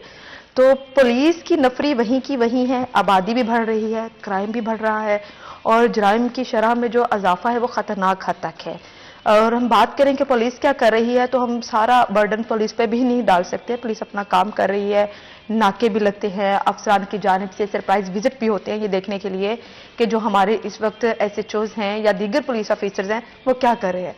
इस पे देखा जाता है अगर वो नाकों पर मौजूद नहीं मिलते तो उनको सजाएं भी दी जाती हैं और अगर वो अच्छा कंट्रोल कर रहे होते हैं तो उस पर उनको इनामात भी दिए जाते हैं। लेकिन क्राइम फिर वही का वही है।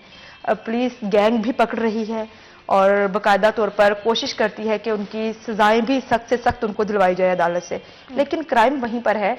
इसमें बात यह है कि जो बाकी दीगर अदारे हैं उनको भी अपनी जिम्मेदारियां निभाने की जरूरत है। गुर्बत बहुत ज्यादा है जिसके बायस मुसलसल जो लोग हैं वो इस तरफ आ रहे हैं, वो चाह रहे हैं कि हम कम वक्त में ज्यादा से ज्यादा चीजें हासिल कर लें। उसकी एक बड़ी वजह यह भी है कि पहले हम लोग जरूरत जिंदगी पे खुश रहते थे, अब हम लोग भागते हैं लग्जरीज की तरफ, असायात की तरफ। और फिर जब आपने असायात की तरफ बढ़ना है, उनकी तरफ भागना है, तो जो सैलरीज हैं या जो लोग जॉब करते हैं वो इन चीजों का इनफ नहीं समझते।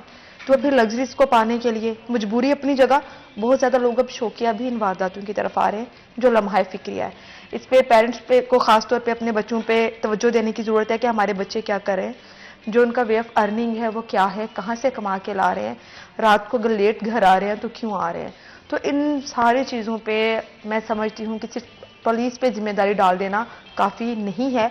अगर शहर में क्राइम बढ़ रहा है तो जो दीगर अदारे हैं उनको भी अपनी जिम्मेदारी पूरी करने की ज़रूरत है। अगर हम सिक्योरिटी के हवाले से अगर हम बात करते हैं, डिफरेंट इश्यूज हमें देखने को मिलते हैं, लेकिन स्पेशली क्राइम बढ़ने की जो मेन वजह है वो हमेशा एक बड़ी एक रवायती सी वजह है जो मेरे समेत आप किसी भी रिपोर्टर से पूछेंगे तो वो कहेगा नफरी में कमी। अब नफरी में कमी अपनी जगह, लेकिन जो आबादी है वो बहुत तेजी से बढ़ रही है फातिमा, और उससे क्राइम में भी इजाफा हो रहा है। चोर डाकू बढ़ रहे हैं, डेली बेसिस पे पुलिस मुकाबले बहुत ज्यादा हो रहे हैं। ये भी पुलिस की पॉलिसी अच्छी है कि पुलिस इनकाउंटर्स में उनकी कोशिश होती है कि डाकू को जख्मी कर दिया जाए, यानी कि माजूर हो जाए, वो दोबारा इस तरफ ना आ सके। लेकिन इसके बावजूद जो क्राइम की शरह है वो रुकने में नहीं आ रही। हम इस तरफ तो जा रहे हैं कि बढ़ने की वजूहात क्या है, लेकिन रुक क्यों नहीं रही, इस पे पुलिस को अपनी बाकायदा हिकमत अमली अपनाने की जरूरत है, इस पे देखने की जरूरत है। अब तो लीड फोर्स की भी बहुत ज्यादा गाड़ियां हमें गश्त पे नजर आती हैं, डॉल्फिन फोर्स आ गई है और इसके अलावा बहुत सारी ऐसी इन्होंने मतलब टीमें हैं जो नजर आती हैं गश्त पे, पकड़े भी जाते हैं बाजुकात, लेकिन बाजुकात वो भी पुलिस को चकमा देकर भाग जाते हैं। कुछ जगहों पे शहरी भी हिम्मत करते हैं, वो भी उनको काबू कर लेते हैं। लेकिन जो शरह है वो खतरनाक हद तक बढ़ रही है। अब देखिए शहर में एक दिन में 100 वारदातें रिपोर्ट होना ये कोई मामूली बात नहीं है। 100 वारदातें वो हैं जो रिपोर्ट होती हैं, जिनकी 15 पे कॉल्स होती हैं, जिनके मुकदमा दर्ज होते हैं। और कुछ तो चीज़ें ऐसी होती हैं, मिसाल के तौर पे किसी का 1500 रुपए का मोबाइल छिन गया तो वो कहते हैं दफ़ा करो, क्या कॉल करूँ 15 पे। किसी का 10,000 रुपये छिन गया तो वो कहता है दफ़ा करूँ, मैं क्या कॉल करूँ 15 पे। तो पहले ये था कि ज़्यादा होती थी वारदातें रात की तारीकी में, अब दिन की रोशनी में होती है। दिन की रोशनी। अभी जो मैंने आज रिपोर्ट की है वारदात, वो पेट्रोल पंप पे हुई है। अगर हम जड़ावाला रोड पे जाएं तो जामिल चौक में बहुत रश वाला रोड है वो, और वहाँ पे पेट्रोल पंप है बहुत मारूफ। वहाँ पे सुबह 6:30 बजे आए हैं 2 मोटरसाइकिल सवार, उन्होंने पहले तो पेट्रोल दिलवाया है और उसके बाद जब उन्होंने देखा कि रश कम है उन्होंने उनसे पैसे छीने हैं कैशियर से और फरार हो गए। घरों में घुस जाते हैं, पुलिस की तरह गश्त करते हैं, देखते हैं कि घर का दरवाजा खुला है, वहां गए, वहां पे डकैती की वारदात कर ली। किसी ने अगर मुजाहमत की है जरा सी भी तो गोली मार दी। अब वो जिसको गोली लगी है उसकी किस्मत है कि वो बच जाता है या बदकिस्मती से वो मर जाता है। मुलजमान फरार है, कुछ का पता लग जाता है, कुछ का पता नहीं लग पाता। और जो सिचुएशन है शहर की वो दिन ब दिन बहुत ज़्यादा ख़राब हो रही है। बिल्कुल। और स्पेशली एक चीज़ जो कि जिस तरह से आपने बात की कैश की, अगर हम क्रेडिट कार्ड्स या कार्ड्स की बात करें, वहाँ पे भी हमें बहुत सारी फ्रॉड स्कीम्स देखने को मिल रही हैं, जहाँ पर बैंक की तरफ से आपको कॉल की जाती है और आपसे स्पेसिफिकली पूछा जाता है कि जी आप अपनी सर्टेन इन्फॉर्मेशन जी हमें दें और हम बैंक की तरफ से कॉल करें। इसमें भी फरजाना बड़ी जदीद तरह की तरीके नजर आ रहे हैं, इतने वो बिल्कुल ऐसे ही है। प्रोफेशनली अभी- ये काम किया। अभी ये साइबर क्राइम ने कार्रवाइयां की हैं पिछले दिनों में। उन्होंने कुछ ऐसे मुलजमान भी पकड़े हैं जो शहरियों को कॉल करते थे, उनकी बैंक डिटेल। अच्छा, अब जैसे एक नंबर होता है बैंक का, शुरू में हम देखते हैं कि 111 आता है, 00 ये 00 वो, तो वो कुछ ऐसे मिलते जुलते पहले वो नंबर हासिल करते हैं, फिर शहरियों को कॉल करते हैं। अच्छा, इन सारी चीजों के पीछे अगर हम बात करें फ्रॉड की, चोरी डकैतियों से हटके, फ्रॉड के झांसे में मैं कैसे आऊंगी? तब आऊंगी जब मैं लालच में आ जाऊंगी। मुझे एक नंबर से कॉल आती है, मुझसे मेरे क्रेडिट कार्ड की तफसीलात ये कह के ली जाती हैं कि आपका इनाम निकला है, आप हमें 10,000 रुपए देंगे तो हम आपको 1,00,000 रुपए का ये देंगे। मैं उस लालच में आ जाऊंगी, उस लालच में मैं उसको अपनी सारी इंफॉर्मेशन दे दूंगी जिसको वो बड़ी आसानी से एक्सेस करेंगे और उसके बाद फ्रॉड कर लेंगे। इस तरह के बहुत ज़्यादा वाकयात रिपोर्ट हो रहे हैं। अच्छा, फिर अब ये जो हुकूमत की जानिब से कुछ रकम दी जाती है ख़वातीन को, मदद के लिए ख़वातीन जाती हैं, तो वहाँ भी अभी ये भी रिसेंटली FIA साइबर क्राइम ने कार्रवाई की है कि वो वहाँ पर जाते थे और वो थंब लगवा लेते थे ख़वातीन के। और वो जो देहाती ख़वातीन होती है उनको इतना नॉलेज नहीं होता, थंब लगा दिए, उनको पता नहीं होता, उनके नाम पे सिम किसी और के नाम पे चल के। कॉलर मौजूद है, बात कर लेते हैं। अस्सलाम वालेकुम जी। जी वालेकुम सलाम। जी, कैसे हैं आप? जी अल्हम्दुलिल्लाह बिल्कुल ठीक, अल्लाह का शुक्र। जी बताइएगा, क्या पूछना चाहेंगे? हाँ, मैं ये पूछना चाहता था कि आजकल जो डकैती और चोरी की वारदातें हो रही हैं, इसमें देखे ना, मतलब हमारी पुलिस भी फिर रही है, हमारे जो गाड़ियां भी फिरती हैं, लेकिन जितनी देर तक मुजरम की सजा नहीं दी जाएगी ना, ये कभी नहीं हट सकेंगे। बिल्कुल सही कह रहे हैं।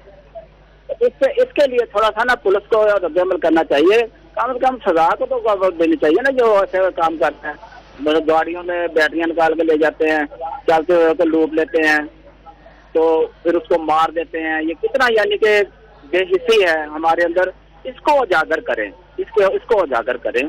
जी, बहुत बहुत शुक्रिया कॉल करने का और एक डिफरेंट एस्पेक्ट सामने रखने का। फातिमा, सॉरी मुझे तो समझ नहीं आ सकती। अच्छा, मैं आपको जरूर जी, बता देती हूँ कि हमारे कॉलर का कहना था कि छोटे छोटे ये जो पेटी थेफ्ट जिनको हम बोलते हैं, जो कि मेजर क्राइम्स नहीं होते, किसी की जिंदगी को थ्रेट नहीं किया जाता, लेकिन जिस तरह से जनरेटर में से बैटरी निकाल लेना या गाड़ियों में से बैटरी निकाल लेना, ये तो आई एम श्योर फरजाना हमने भी एक्सपीरियंस किया है जहाँ पर जनरेटर में से बैटरी निकाल ली गई थी। बिल्कुल। और ये बड़े पेटी थेफ्ट्स होते हैं, छोटी छोटी चोरियां होती हैं, लेकिन लाजमी तौर पर हमारे कॉलर का कहना था कि इनके लिए भी सजा देनी चाहिए, बिल्कुल, ताकि दोबारा वही हरकत ना की जाए। जी बिल्कुल, इनको सजा भी मिलती है, लेकिन बात वो आ जाती है कि बाद किस्मती से कि लोग ऐसे वाकयात रिपोर्ट नहीं करवाते। अब सजा देने के लिए सबसे पहले जो जरूरी काम है वो उस वाकये को रिपोर्ट करना है। अब इन्होंने कॉल किया, यकीनन इनका जहन होगा कल को खुदा ना करे अगर इनके साथ कुछ इस तरह का हादसा होता है तो इसको रिपोर्ट भी करेंगे। लेकिन मुख्तलिफ जो शहरी होते हैं, हर एक का जहन डिफरेंट होता है, वो इस तरह के वाकयात को रिपोर्ट ही नहीं करते। और उससे भी बड़ी बदकिस्मती ये है कि अगर शहरी रिपोर्ट करवाना चाहें भी तो पुलिस उन मामलों को रिपोर्ट नहीं करती। तो उनको ये होता है कि अब एक जनरेटर की बैटरी है, मैं रिपोर्ट करवाने जाऊंगा, पुलिस पहले तो होगा कि फ्रंट डेस्क पे चले जाएं। समटाइम फ्रंट डेस्क वाले कहते हैं कि जी आपकी एप्लीकेशन डायरेक्ट SHO लेगा, SHO साहब थाने में नहीं है, अगर थाने में आए तो पता नहीं उनका मूड क्या, जी बाहर खड़े हो जाए, मैं पार्टी सुन रहा हूँ, 1 मिनट आया, इसी दौरान की कॉल चल जाएगी 15 पे, मैं वहां से होके आया, फिर अगले दिन, तीसरे दिन याद दिया, चौथे दिन बंदे ने तंग आके कहना है कि भाई ये रही बैटरी, मैं नहीं ले लूंगा, मतलब मुझसे चक्कर नहीं लगते। तो ये चीज है कि अगर लोग कहीं पर कन्विंस नहीं है तो कहीं पर पुलिस का रवैया भी अभी तक स्टिल वही है, चेंज नहीं हुआ। और अफसरान की जानिब से इस पे दावे भी किए जाते हैं और बहुत ज्यादा जोर भी दिया जाता है कि जो है अपने सालीन के साथ रवैया बेहतर करें, लेकिन वो रवैया कैसे बेहतर करें जब एक SHO पे इतना बड़ा थाना है और उस पर काम का बर्डन इतना ज्यादा है। फैसल शहर काफी, जैसे आपने मेंशन किया, पॉपुलेशन बड़ी इंक्रीज हो गई है और इतनी पॉपुलेशन को संभालना बहुत मुश्किल काम है। पुलिस की जिम्मेदारी तो है, लेकिन जिम्मेदारियां एक्स्ट्रा डाल दी गई हैं। जब तक नफरी में मतलब नहीं इजाफा होगा पुलिस में, जिम्मेदारियां डिवाइड नहीं की जाएंगी। फातिमा, मैं अपनी मिसाल ले लूँ, मुझे पता होगा ये भी मैंने करना है, ये भी मैंने करना है, और मैंने रात तक करना ही करना है, और मुझे किसी भी वक्त कॉल आ जानी है, खुदा ना करे किसी भी क्राइम की। फिर उसके अलावा अफसरान की अलग कॉल आती हैं, क्राइम मीटिंग्स में आप अलग से जवाब दे होते हैं, और मुख्तलिफ मामलात में आप अलग से जवाब दे होते हैं। जब एक बंदे पे इतना बर्डन होता है तो अगर उसका रवैया थोड़ा सा चेंज है, ठीक है, उसमें खुद को अपने आप में सब्र लाने की, बर्दाश्त लाने की, वो उसको बिल्कुल उस चीज़ की ज़रूरत है, उसको लानी भी चाहिए, लेकिन उस पर नफरी बढ़ाने की ज़रूरत है, उसकी जिम्मेदारियां डिवाइड करने की ज़रूरत है। आप एक ही बंदे पे सारा बर्डन डाल देते हैं। अब गलती अगर हम सिर्फ कहें कि इस पुलिस वाले की है तो उसकी नहीं है, वो ऊपर से लेकर नीचे तक सब उस चीज़ के जिम्मेदार है। मैं एक बंदे को इतनी बड़ी जिम्मेदारी दे रही हूँ तो मुझे ये देखना चाहिए कि ये अकेला इतनी सारी जिम्मेदारी का मैनेज नहीं कर सकेगा। फिर उसने क्या करना, उसने उससे भी लड़ना, उससे भी लड़ना, उससे भी लड़ना। और ये चीजें जो है क्राइम को कंट्रोल करने के लिए ये जितनी थोड़ी सी नफरी है फैसलाबाद के पास, ये बहुत कम है। बहुत कम है। और साथ ही हमारे साथ एक कॉलर मौजूद है, बात करते हैं। अस्सलाम वालेकुम जी, अस्सलाम वालेकुम। कैसे हैं आप? अच्छे हैं, शुक्रिया अल्लाह पाक का। जी बताइएगा, क्या पूछना मैडम है? हाँ जी, मैडम फरजाना के माशा रिपोर्टर हैं। वो मैं ये कहना चाह रहा था कि ये जो डकैती दिए ना, इनके लिए एक डिसीजन मेरा किसी तरह आगे जाने के, जो एक बार पकड़ा जाता है ना डकैत, उसको उस पर माफी दे देते हैं। जो पहली दफा पकड़ा जाता है, अगर दूसरी दफा पकड़ा जाए तो उसे डालर सजा, मौत की सजा दे। इंशाल्लाह ये जिराम कब खत्म होगा। अगर ये ऐसे कर लगे रहेंगे तो ये जिराम खत्म नहीं हो सकता। बिल्कुल जी, बहुत बहुत शुक्रिया कॉल करने का। और Farzana, again I think accountability पे बात आ जाती है। बहुत सारे क्राइम्स के लिए या तो रिपोर्ट नहीं बनाई जाती, अगर रिपोर्ट हो भी जाती है तो बस कहकर जी के इन्होंने बड़ी अच्छी बात की है। यहाँ पर भी मैं इनसे ये कहना चाहूंगी, इन्होंने कहा कि पहली दफा जब डाकू पकड़ा जाता है तो मतलब देखिए पुलिस का काम है, डाकू पकड़ा गया, पुलिस ने रिपोर्ट किया, चालान करके आगे भेज दिया। बहुत सारी बातें ऐसी हैं जो हम सबको पता है कि उसके पीछे क्या वजूहात हैं, क्या रीजन है। अब देखें इन डाकुओं को रिहाई कहां से मिलती है?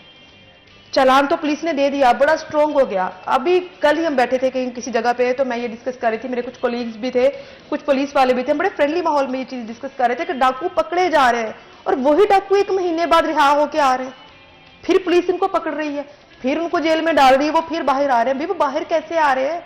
वो डाकू हैं, वो शहरियों के जानो माल से खेल रहे हैं। 1 सेकंड लगाते हैं, गन पॉइंट पे शहरी की जमा पूंजी लूट के ले जाते हैं। किसी ने मुजाहमत की तो उसकी जिंदगी चली गई। 1 सेकंड लगता है फातिमा, वो बाहर कैसे आ रहे हैं? क्या वजूहात है कि उनको सजा नहीं दी जा रही? ये आई थिंक सिर्फ मेरा नहीं, हर फैसलाबाद के शहरी का भी सवाल ये होगा बहुत सारे और भी हमारे कोई बहुत से अदारे हैं जिनको कानून नाफिज करवा देने वाले अदारे अपनी जगह, कानून पर अमल दरामद करवाने वाले अदारे वो भी जवाबदेह हैं, कानून साजी करने वाले अदारे भी जवाबदेह हैं। जी करारदाद मंजूर होगी, जिसने जाती कि इसको सरेआम फांसी दे दी जाएगी, भाई किधर है वो फांसी? हाला हाला मच गई, मीडिया पे खबरें, इलेक्ट्रॉनिक, सोशल मीडिया, जबरदस्त, वेल डन, हुकूमत ने बड़ा अच्छा काम कर दिया। अभी वो किधर है? अच्छा फरजाना, कि क्या इसके पीछे वजह सबूत की कमी हो सकती है या जेलों में जगह ना होना, फंडिंग ना होना, रिसोर्सेज ना होना? फातिमा थोड़ा बोल्ड होके बोलूं तो हमारे मुल्क में फ्रैंकली माइट इज राइट वाला कानून है, जिसकी लाठी उसकी भैंस। सबूत हैं, नजर आ रहे होते हैं, वही तो बात है। वो फिर डाकू बाहर कैसे आ रहे हैं? या तो डंडा है या पैसे है, कानून उसका है। मैंने ये चीजें देखी हैं, आप यकीन करें, मैं अदालतों में जाती हूँ, अदालतें भरी हुई है, मैं कहती हूँ ये लोग क्या लेने आते हैं अदालतों में? पागल हो गए, क्या लेने आते हैं ये लोग?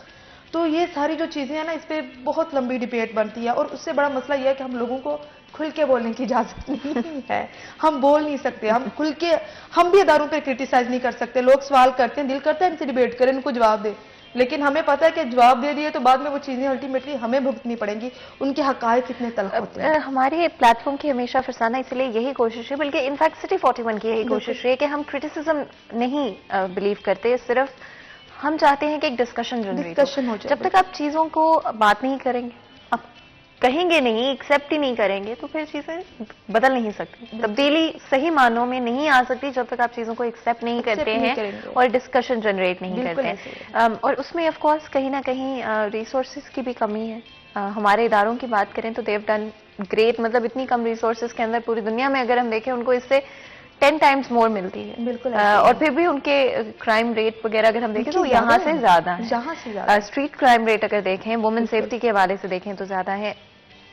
कोशिश तो करते हैं, लेकिन सबूतों की कमी की वजह से या और वजूहात और बहुत सारी वजूहात होती हैं। बिल्कुल, ये चीजें चलती रहती हैं। कहीं पे रिश्वत तो शायद बहुत बड़ा अजीब सा लफ्ज हो जाएगा, मतलब कहीं पे करप्शन चल जाती है, कहीं पे सिफारिशें चल जाती हैं, कहीं पे अच्छा पुलिस की बात करें, ये भी होता है बाजू का चर्च पकड़ी जाती है ना, 9C की जो सजा होती है वो डेथ पेनल्टी होती है, मतलब सजाए मौत होती है। तो वो फिर ये होता है पुलिस वाले को पैसे इस वजह से दे दी जाती है कि आप 9C ना लगाएं, आप इसको 9B में एडजस्ट कर दें, और 9B में जो बेल है वो बड़ी आसानी से हो जाती है। तो ये सारी जो चीजें हैं, मामला है, बात ये है कि वो जिसको कहते हैं ना कि एक हमाम में सारे ही नंगे।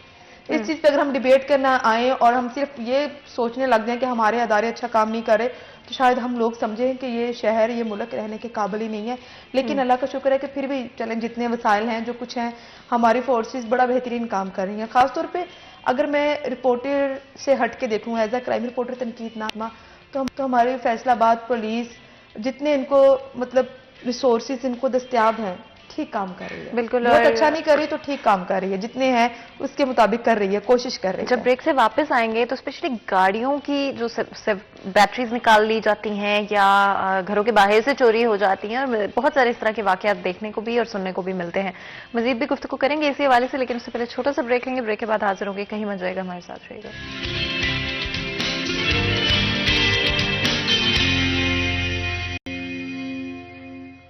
Welcome back. सीरिया 10 में एक दफा फिर आपको खुशामदीद कहते हैं। ब्रेक में जाने से पहले लॉ एंड ऑर्डर और सिक्योरिटी क्राइम रेट के हवाले से बात कर रहे हैं फैसलाबाद शहर के। मैंने आपको बताया था कि जब हम ब्रेक से वापस आएंगे तो कार थेफ्ट के हवाले से बात करेंगे। आई थिंक हम सब ने देखा है, कभी शादियां होती हैं, इवेंट्स होते हैं, गाड़ियां बाहर खड़ी होती हैं, जब बाहर निकलते हैं तो गाड़ी ऑलरेडी जो है कहीं और पहुंच गई होती है। इसमें ट्रैकिंग सर्विसेज ने बहुत फायदेमंद साबित किया है अपने आप को, जहां पर अगर ट्रैकर लगा हुआ है गाड़ी के अंदर तो चोर या तो ज्यादा दूर तक नहीं लेके जा सके गाड़ी को और उनको छोड़कर भागना पड़े। लेकिन उसके अलावा बहुत सारी ऐसी गाड़ियां जिनमें ट्रैकिंग सर्विस मौजूद नहीं होती है या वो ट्रैक नहीं हो पाती हैं, वो अमूमी तौर पे या तो पार्ट से अलग कर लिए जाते हैं, इवन पुलिस को बताया जाता है, फिर भी कहीं ना कहीं पे वो पकड़ी नहीं जा पाती हैं। फरजाना, बहुत ही बड़ा इशू है, लोग अपनी जिंदगी की जमा की हुई कमाई से या खरीदते हैं, कई दफा जहेज में दी जाती हैं, कई दफा शादियों पे खरीदी जाती हैं, और बड़ी कीमती कमाई होती है जो कि आप किसी ना किसी तरह के बड़ी आपके लिए बड़ी वो जरूरी और इम्पोर्टेंट मोमेंट होता है जहां पे आप वो गाड़ी खरीदते हैं और मिनटों के अंदर छोड़ लेके चले जाते हैं, और पुलिस की तरफ से एक्शन लेने में भी महीनों लगा दिए। इसमें कोई शक नहीं है। अच्छा फातिमा, यहीं पे मैंने एक बात मुझे अक्सर याद आती है, मैं आपसे शेयर करूंगी। फैसलाबाद में कोई कुछ माह पहले की बात है, यहाँ पे सीआईए सेल बड़ा एक्टिव था और उन्होंने कार चोर गैंग पकड़ा। वो सेकंड्स लगाते थे, जैसा मर्जी लाख हो ना, वो कार चोरी करके ले जाते थे। एक तो क्या गन पॉइंट पे गाड़ी स्टार्ट करवाई, छीन के ले गए, वो ठीक है डिकेटी चोरी से बड़ा ऑफेंस है, लेकिन छीन ली ना। एक तो चोरी करना, उसमें ट्रैकर लगा होता है, उसमें 100 तरह की चीजें होती हैं। तो वहां पे जो चोरों का सरगुना था ना, मेरे समेत हम दीगर बाकी रिपोर्टर्स ने ना उसको घेर लिया। अब हम उससे क्या पूछ रहे हैं कि भाई बताओ वो कौन सा लॉक है गाड़ी का जिसको तोड़ने में मुश्किल होती है, क्योंकि हम लोगों के ज़हन में था हम इससे पूछ लें तो हम वो लॉक लगाया करेंगे। उसने कहा जी कोई लॉक नहीं है, स्टीयरिंग लॉक नहीं, ट्रैकर कहते हैं हम उसकी तारे काट देते हैं, चोर सोच वो भी हमें पता है, ये वो सारा कुछ किस्सा मुख्तसर। उसे कहा कि भाई बताओ तो सही फिर गाड़ी महफूज कैसे है। उसने कहा जी बस एक ही तरीका है। हमने कहा क्या तरीका है? कहते अगर आपके घर के अंदर खड़ी है तो वरना कहते मतलब हम लोग को के लिए कोई मुश्किल नहीं है। मतलब बताने का मकसद ये है कि जो चोरियां होती हैं गाड़ी, ये इतने ज्यादा एक्सपर्ट होते हैं, इनको हर चीज का पता है, इनके लिए सेकंड्स का खेल होता है। एक तो मैं शहरियों से यही अपील करूंगी कि अपनी सीधी सी बात है, जिसको कहते हैं ना कि अगर हम किसी दुकान पर जाएं तो लिखा होता है कि अपने सामान की हिफाजत खुद करें, तो यहाँ पर भी शहर में वही वाला हाल है। पुलिस अपनी जगह, लेकिन आप ये मत छोड़ें कि पुलिस कर लेगी, आप वो नुकसान तक जाए ही ना। यहाँ से गाड़ियां चोरी होती हैं, ज्यादातर बरामद हो रही हैं बलूचिस्तान से, वहां जाके फौरी तौर पर बेच दी जाती हैं। लेकिन ये भी सवाल ये निशान है कि गाड़ी जब चोरी होती है, शहरी की उसी वक्त 15 पे कॉल चल जाती है, नाके लगते हैं, वो किस तरह यहाँ से ओझल होकर दूसरे सूबे में पहुंच जाती है, दूसरे प्रोविंस में चली जाती है, दूसरे शहर में तो अलग बात, फिर ये कि पुलिस ढूंढने पे आए तो उसको ढूंढ भी लेती है। तो ये जो चोर होते हैं ये तो बस एक सेकंड है, इनको आप कभी भी इस भूल में मत रहें कि आपने महंगा तरीन ट्रैकर लगाया हुआ है, ट्रैकर क्या करेंगे, वो एक सेकंड में तारे काट देंगे। आप कभी भी इस भूल में मत रहें कि बाहर गार्ड बैठा है, वो गार्ड को यरकमाल बना लेंगे, गाड़ी ले जाएंगे। इन चीजों को मतलब ये नहीं कि अब बंदा सर पे सवार कर ले कि मेरी गाड़ी बाहर खड़ी है तो गार्ड को ना यरकमाल बना ले। आप कोशिश करें आप अपनी गाड़ी को अपने घर के अंदर पार्क करें, अगर घर में जगह नहीं है तो आप कुछ ऐसी अपने ही कोई जगह ऐसी बना लें, या फिर गाड़ी में कोई ऐसे टेक्निकल कुछ इश्यूज होते हैं, कोई खराबी करके खड़ी कर दें कि वो गाड़ी लेके ही ना जा सके। तो गाड़ी चोरी को रोकना बड़ा मुश्किल काम है फातिमा। ये बड़े इंटेलिजेंट लोग होते हैं जो क्रिमिनल्स होते हैं, ये बैठ के यही सोचते रहते हैं कि अगर कोई ट्रैकर नया, इनको हर चीज का पता होता है, सेकंड लगाते हैं, गाड़ी चोरी करते हैं और वो चले जाते हैं, और गाड़ियों को रिकवर करना बहुत मुश्किल टास्क होता है। फरजाना, लाहौर के अंदर सेफ सिटी प्रोजेक्ट जो है उसका इनिशिएशन किया गया और बड़ा ही आई थिंक अच्छा रहा, स्पेशली अगर क्राइम रेट के हवाले से बात करते हैं, लोग कतराते भी हैं और पकड़े भी जरा ज्यादा जल्दी जाते हैं। फैसलाबाद पाकिस्तान का तीसरा बड़ा शहर बनने को आया है, स्पेशली अगर हम जीडीपी में, इकोनॉमी में अपने कंट्रीब्यूशन की बात करें। एक मेजर टेक्सटाइल सिटी बनते हुए नजर आ रहा है, फेडमिक के साथ डिफरेंट कंपनीज आ रही हैं, डिफरेंट लोग यहाँ पर आ रहे हैं विजिट्स के लिए।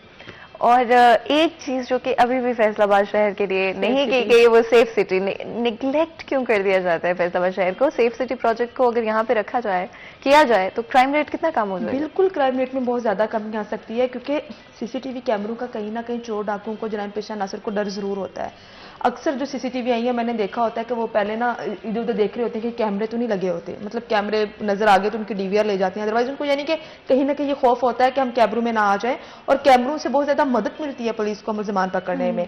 अनफॉर्चुनेटली यहाँ के फंड्स रुके हुए हैं, सेफ सिटी प्रोजेक्ट नहीं बन सका। एसएसपी ऑपरेशन दफ्तर के बिल्कुल साथ पुलिस लाइन में इन्होंने इमारत भी शुरू की कि वहां पे हम बाकायदा सेफ सिटी प्रोजेक्ट जब शुरू होगा वहां पे स्टाफ बैठेगा।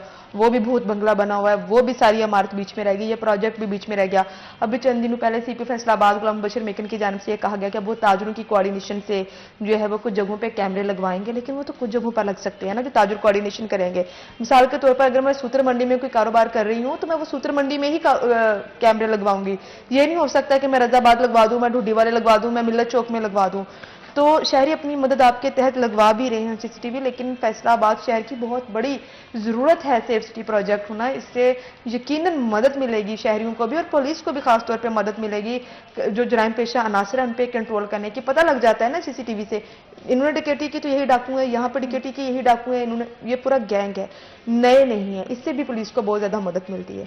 तो इस हवाले से फैसलाबाद शहर को निगलेक्ट किए जाना, इसको नजरअंदाज कर देना, ये यकीनन कोई अच्छी बात नहीं है। इस पे हुकूमत को संजीदगी से मतलब सोचना चाहिए, उनको देखना चाहिए। रेवेन्यू दे रहा है फैसलाबाद, सनती शहर है, सनटे हैं, लूमे हैं, ना सिर्फ फैसलाबाद बल्कि जो दीगर लोग हैं यहाँ पे दूसरे शहरों से, जो मजदूर तबका है खास तौर पे, उनका भी रोजगार वाबस्ता है।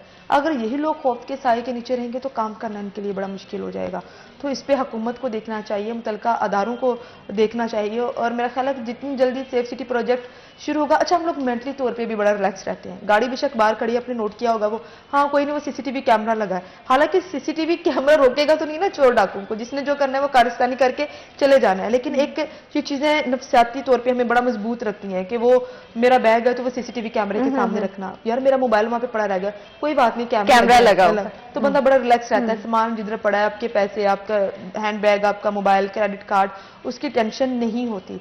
तो यकीनन इस पे हुकूमत को सोचना चाहिए सेफ सिटी प्रोजेक्ट के बारे में। और क्योंकि अगर हम अपनी इंडिविजुअल रिस्पॉन्सिबिलिटी की बात करें तो अपने घरों में कैमरे लगवाए जा सकते हैं। आई थिंक सीसीटीवी कैमरास आजकल तो बड़े आराम से, इतने एक्सपेंसिव भी नहीं होते। लोग करोड़ों का घर ले लेते हैं, करोड़ों की गाड़ियां ले लेते हैं, चंद हजार के कैमरे भी लगवाएंगे। भाई आप छोड़ दें कि पुलिस की जिम्मेदारी है, अदारों की जिम्मेदारी है, आप कम से कम अपनी तो जिम्मेदारी निभाएं ना। आप अफोर्ड कर सकते हैं माशाल्लाह। अगर आपके पास करोड़ों का, लाखों का घर है तो उसमें चंद हजार के सीसीटीवी कैमरे लगवाने में हर्जी क्या है? अब तो टेक्नोलॉजी इतनी जदीद हो गई है कि मतलब मैं अपने मोबाइल पे बैठे देख सकती हूँ कि मेरे घर में कौन आया, घर के बाहर गाड़ी खड़ी है, क्या है क्या नहीं है। इवन कि मैं फोन करके अपनी अम्मी को इन्फॉर्म कर सकती हूँ कि ये गाड़ी काफी देर से खड़ी है, ये इसको ऑब्जर्व करें, ये किसकी गाड़ी है, अगर घर वाले नहीं देख रहे। अब तो बहुत आसान सी लाइफ बना दी है सीसीटीवी कैमरों में। इसमें अगर हम थोड़ा बहुत अपनी भी जिम्मेदारी निभाएं तो काफी ज्यादा कमी आ सकती है क्राइम में। और कुछ नहीं तो लोगों को डर तो रहेगा ना कि इनके घर के बाहर कैमरे लगे हुए हैं, इसके दुकान के बाहर कैमरे लगे हुए हैं, कुछ तो खौफ रहता है। और ये बड़ा डिफरेंस क्रिएट करता है Farzana, to be very honest. जैसे आपने कहा कि साइकोलॉजिकल इफेक्ट होता है, लोग जब घरों के बाहर कैमरे लगे हुए देखते हैं तो वो वैसे ही डर जाते हैं कि इस घर पे जो है ना, इस घर पे हमने चोरी नहीं करनी है। साथ ही साथ कुछ और तरीके जो कि सबके घरों में, मेरा ख्याल है जितने हम पाकिस्तानी हैं, वो तो हम बाहर भी चले जाए तो मैंने कई दफा देखा कि जो पाकिस्तानी लोग थे या इंडियन लोग थे ना, उनके घरों में बत्तियां वो ऑन छोड़ देते थे रात को। अगर वो घर नहीं होते थे ना तो हफ्ता हफ्ता लाइट ऑन रहती थी कि वो पर अगर लाइट ऑन छोड़ेंगे तो बिल ज्यादा आएगा, तो बिल कहाँ से देंगे? बिल्कुल। और तो ये है ना कि एक मसला तो दरपेश नहीं है ना। लेकिन अभी भी किया जाता है फरजाना, घरों के अंदर लोग अभी भी अपनी जो है पोर्च लाइट ऑन छोड़ देते हैं, या गेट के ऊपर की जो लाइट है उसको ऑन छोड़ देते हैं, इस चक्कर में कि अगर कोई आने का सोचेगा तो के अंदर कोई मौजूद है। और यूजुअली अंदर जिस घर की लाइट ऑन होना समझ जाना चाहिए यहाँ कोई नहीं, यहाँ ऐसे ही है, बिल्कुल ऐसे ही। तो ये कुछ इस तरह की टेक्निक्स और तरीके हैं जो कि अगर आप देसी फैमिलीज में बिलोंग करते हैं तो आई थिंक आपको इन चीजों को पता होगा कि ये बचपन से सिखा दी जाती है हमें कि कभी दरवाजा नहीं खोलना पूछे बगैर, बिकॉज ये भी बचपन से बच्चों को भी सिखाया जाना चाहिए। स्पेशली बहुत सारी डकैतियां जो पेश आती हैं वो इस तरह होती हैं कि पिज्जा डिलीवरी का बन के, या फिर कोई जानने वाला बन के बेल बजाई और बेदहानी में पिज्जा डिलीवरी बॉय बन के तो जाते हैं, स्वाते हैं। पिछले दिनों मेरे नोटिस में आया था एक गांव में, वो क्या करते थे कि जी आपके पिछले घर में नया है तो खीर देने आए हैं दरवाजा खोलने। खातून होती थी साथ, दरवाजा खोला, खातून भी अंदर, साथ में उसके साथी भी अंदर। अल्लाह खैर चला, जो हाथ लगा लूट के चलते बने। तो कभी भी किसी अजनबी को अपने घर में एंट्री ना दें। बिल्कुल शर्मिंदगी उठा लें, कोई बात नहीं है, और अगले बंदे को भी पता होना चाहिए हालात इस तरह के हैं। आप उसको 2 मिनट रोक के पूछें, हाँ भाई कौन हो, हाँ, किससे मिलना है, किस गली से आई हैं आप, अगर नए आए हैं तो कौन सा घर तो कोई खाली और नहीं गेट फौरन नहीं खोलना बिल्कुल, चाहिए, जो कि exactly। सबसे एक चीज माइंड में रखनी चाहिए कि हम गेट खोल के ये बातें पूछना शुरू करते हैं, बल्कि गेट बंद होते हुए पूछ लेना चाहिए कि कौन है। अगर आप उस आवाज को पहचानते हैं तो गेट को खोल दीजिए, अगर नहीं पहचानते हैं तो थोड़ा इंतजार करें और फिर पूछ लें कि किससे मिलने आए हैं, और अगर जिसको भी मिलने वाले हैं घर में उनको बुला के फिर बात को जो है वो कंटिन्यू कीजिए। तो ये छोटी छोटी चीजें जो कि हम भी अपने लिए कर सकते हैं। अपने पर्स को बड़ा, हम अगर पब्लिक स्पेसेस में भी होते हैं फरजाना, आई थिंक हर औरत को ये बात पता है कि पर्स को जो है बड़ा संभाल के लेकर चलें। अगर आप अपने पर्स का ध्यान नहीं करते हैं बेदहानी में, तो आपका पर्स जो है वो बड़े आराम से कोई भी छीन सकते हैं। इसी के साथ वुमेन सेफ्टी के तरफ भी अगर हम थोड़ा सा आ जाएं, आज फैसलाबाद में अल्हम्दुलिल्लाह आई थिंक बहुत इंप्रूवमेंट हमें नजर आई है चीज़ों के अंदर, लेकिन मजीद भी आ सकती है। वुमेन सेफ्टी के हवाले से क्या करंट सिचुएशन है फरजाना? वुमेन सेफ्टी के हवाले से अपनी एक एप्लीकेशन भी इंट्रोड्यूस करवा दी गई है, और उसके हवाले से अवेयरनेस भी पुलिस की जानिब से दी जा रही है, सोशल मीडिया पे, इलेक्ट्रॉनिक मीडिया पे, प्रिंट मीडिया पे, कि आप वो एप्लीकेशन अपने मोबाइल में इंस्टॉल करें। अगर आप एंड्रॉइड इस्तेमाल करती हैं, आपके पास नेट ऑन है, तो फौरी तौर पर आपकी लोकेशन पुलिस के पास पहुँच जाएगी। और उसके अलावा फातिमा, जो हरासा करने वाले मर्द है, मैं ये नहीं कहती, मर्द बहुत अच्छे भी हैं, लेकिन जिनका जहन होता है ना कि हरासा करना, उनका इलाज कोई नहीं है, उनको कानून भी नहीं डरा सकता। वहां पर पेरेंट्स को बच्चों की तरबियत की जरूरत है। बचपन से उनके जहन में बिठा दिया जाए कि उन्हें खवातीन की रिस्पेक्ट कैसे करनी है, उन्हें खवातीन की इज्जत कैसे करनी है। हरासा सिर्फ यही नहीं होता कि खातून जा रही है तो आप उसको छेड़ के गुजरे हैं, आप उसको टच करके गुजरे हैं, या आप कोई आवाज कस के गुजरे हैं। बाज़-औक़ात मर्द का देखना भी इतना बुरा होता है कि औरत को लग रहा होता है कि ये मुझे हरासा कर रहा है। तो ये जो चीज़ है ना, ये हमारी सोसाइटी में अनफॉर्चुनेटली बढ़ गई है। जैसे जैसे लोगों के माइंड एजुकेट हुए, लोगों में शऊर आया, ये चीज़ रुकी नहीं है, ये चीज़ बढ़ गई है। मैंने अक्सर देखा यूनिवर्सिटीज़ की कैंटीन पे बैठे हुए जो मेल स्टूडेंट्स होते हैं, वो अपनी फीमेल्स को इस तरह से टॉन्ट कर रहे होते हैं, उनको देख रहे होते हैं। तो ये जो चीज़ें हैं ना, ये बहुत ज़्यादा है। मैं भी आपको अपना एक एक्सपीरियंस बताऊं, बैड कह लें, अच्छा कह लें, ये ज़्यादा नहीं, कोई 2-3 दिन पहले की बात है। GTS चौक से मैं गाड़ी ड्राइव कर रही हूँ, तो मेरे सामने गाड़ी में 4 लड़के, मतलब जब तक मैं सूसा रोड पे नहीं पहुंच गई, वो क्या करते थे, मेरी गाड़ी जा रही है, एकदम से गाड़ी आगे लाके ब्रेक कर देते थे। गाड़ी कंट्रोल करना मुश्किल हो जाती थी, कभी इधर बाइक कभी इधर चिना। एट द एंड अगर खुदा ना करे कोई एक्सीडेंट होता तो लगना था कि जी कुड़ी सी ना कार चला रही थी, इसने मार दी गाड़ी। उन्होंने मेरे सब्र के इम्तिहान लिया। फाइनली मुझे था आइडिया कि सूसा रोड पे कहाँ कैमरे लगे हुए हैं। मैंने जानबूझ के वहां से गाड़ी लेके गई। जब मैंने देखा इनकी हरकतें नोट हो गई होंगी, फिर मैंने थोड़ा सा अगले पॉइंट पे जाके मैंने हिम्मत दिखाई, मैंने इस गाड़ी को रोका, मेरे हाथ में फिर स्टीयरिंग लॉक आया और मैंने सबसे पहले उनकी गाड़ी के शीशे तोड़े। वो मेरी तरफ बढ़े, मैंने फिर जो मेरे मुंह में आया, फिर लोग भी मेरे साथ आ गए ना मेरा साथ देने के लिए। वो कहते हैं ऐसे करिए वैसे करिए। उसमें खैर समझदार लोग भी थे, उन्होंने कहा कि भाई वो खुद अपनी गाड़ी से उतरी है, समझदार है, पागल थोड़ी है कि उतर के आपकी गाड़ी के शीशे तोड़ेगी। मतलब जो मेरे मुंह में आया मैंने उनको बोला, मैंने उनकी गाड़ी के अगले शीशे भी तोड़े, पिछले शीशे भी तोड़े। वो एक तरह से अपनी जान बचा के भागे। वो चीज़ अभी तक मेरे सर पे सवार है। मैं ये सोचती हूँ अगर मेरी जगह कोई इनोसेंट लड़की होती, मतलब जो घर से कभी कभी निकलती हैं, मजबूरी में निकलती हैं, आज भाई घर में नहीं है तो चले मैं गाड़ी में ये काम करके ले आती हूँ, या मैं कोई खातून निकलती है कि आज मेरा हस्बैंड नहीं आया तो मैं अपने बच्चों को स्कूल से ले आऊँ। अगर कोई इस तरह की खवातीन होती हैं जो बोल्ड स्टेप नहीं ले सकती या जिनको घर वालों की तरफ से सपोर्ट नहीं मिलती, तो कितना मुश्किल है खवातीन के लिए सर्वाइव करना। और उनको पता भी है कि जो लेडी गाड़ी चला रही है वो यकीनन बोल्ड होगी, जो गाड़ी कंट्रोल कर रही है रश वाली जगह पे, फिर भी वो पंगा ले रही। तो ये चीजें हमारे माशरे में, हमारी सोसाइटी में बड़ी सर्वाइव हो गई। नंबर प्लेट भी जाली सी। मैं तो वेट कर रही थी कि वो मेरे खिलाफ की कानूनी कार्रवाई करते हैं, मेरे सामने आते, मेरा गुस्सा स्टिल उन पे ठंडा नहीं हुआ भाग गए वो। तो मतलब ये जो चीजें हैं ना हमारी सोसाइटी का हिस्सा है। ना तो बोल्ड खवातीन को छोड़ते हैं, ना जो इनोसेंट होती हैं जिनको इतना बोलना नहीं आता उनको छोड़ते हैं। बस औरत तभी महफूज है अगर वो अपने भाई के साथ है, अपने किसी महरम रिश्ते के साथ है, ये रियलिटी है।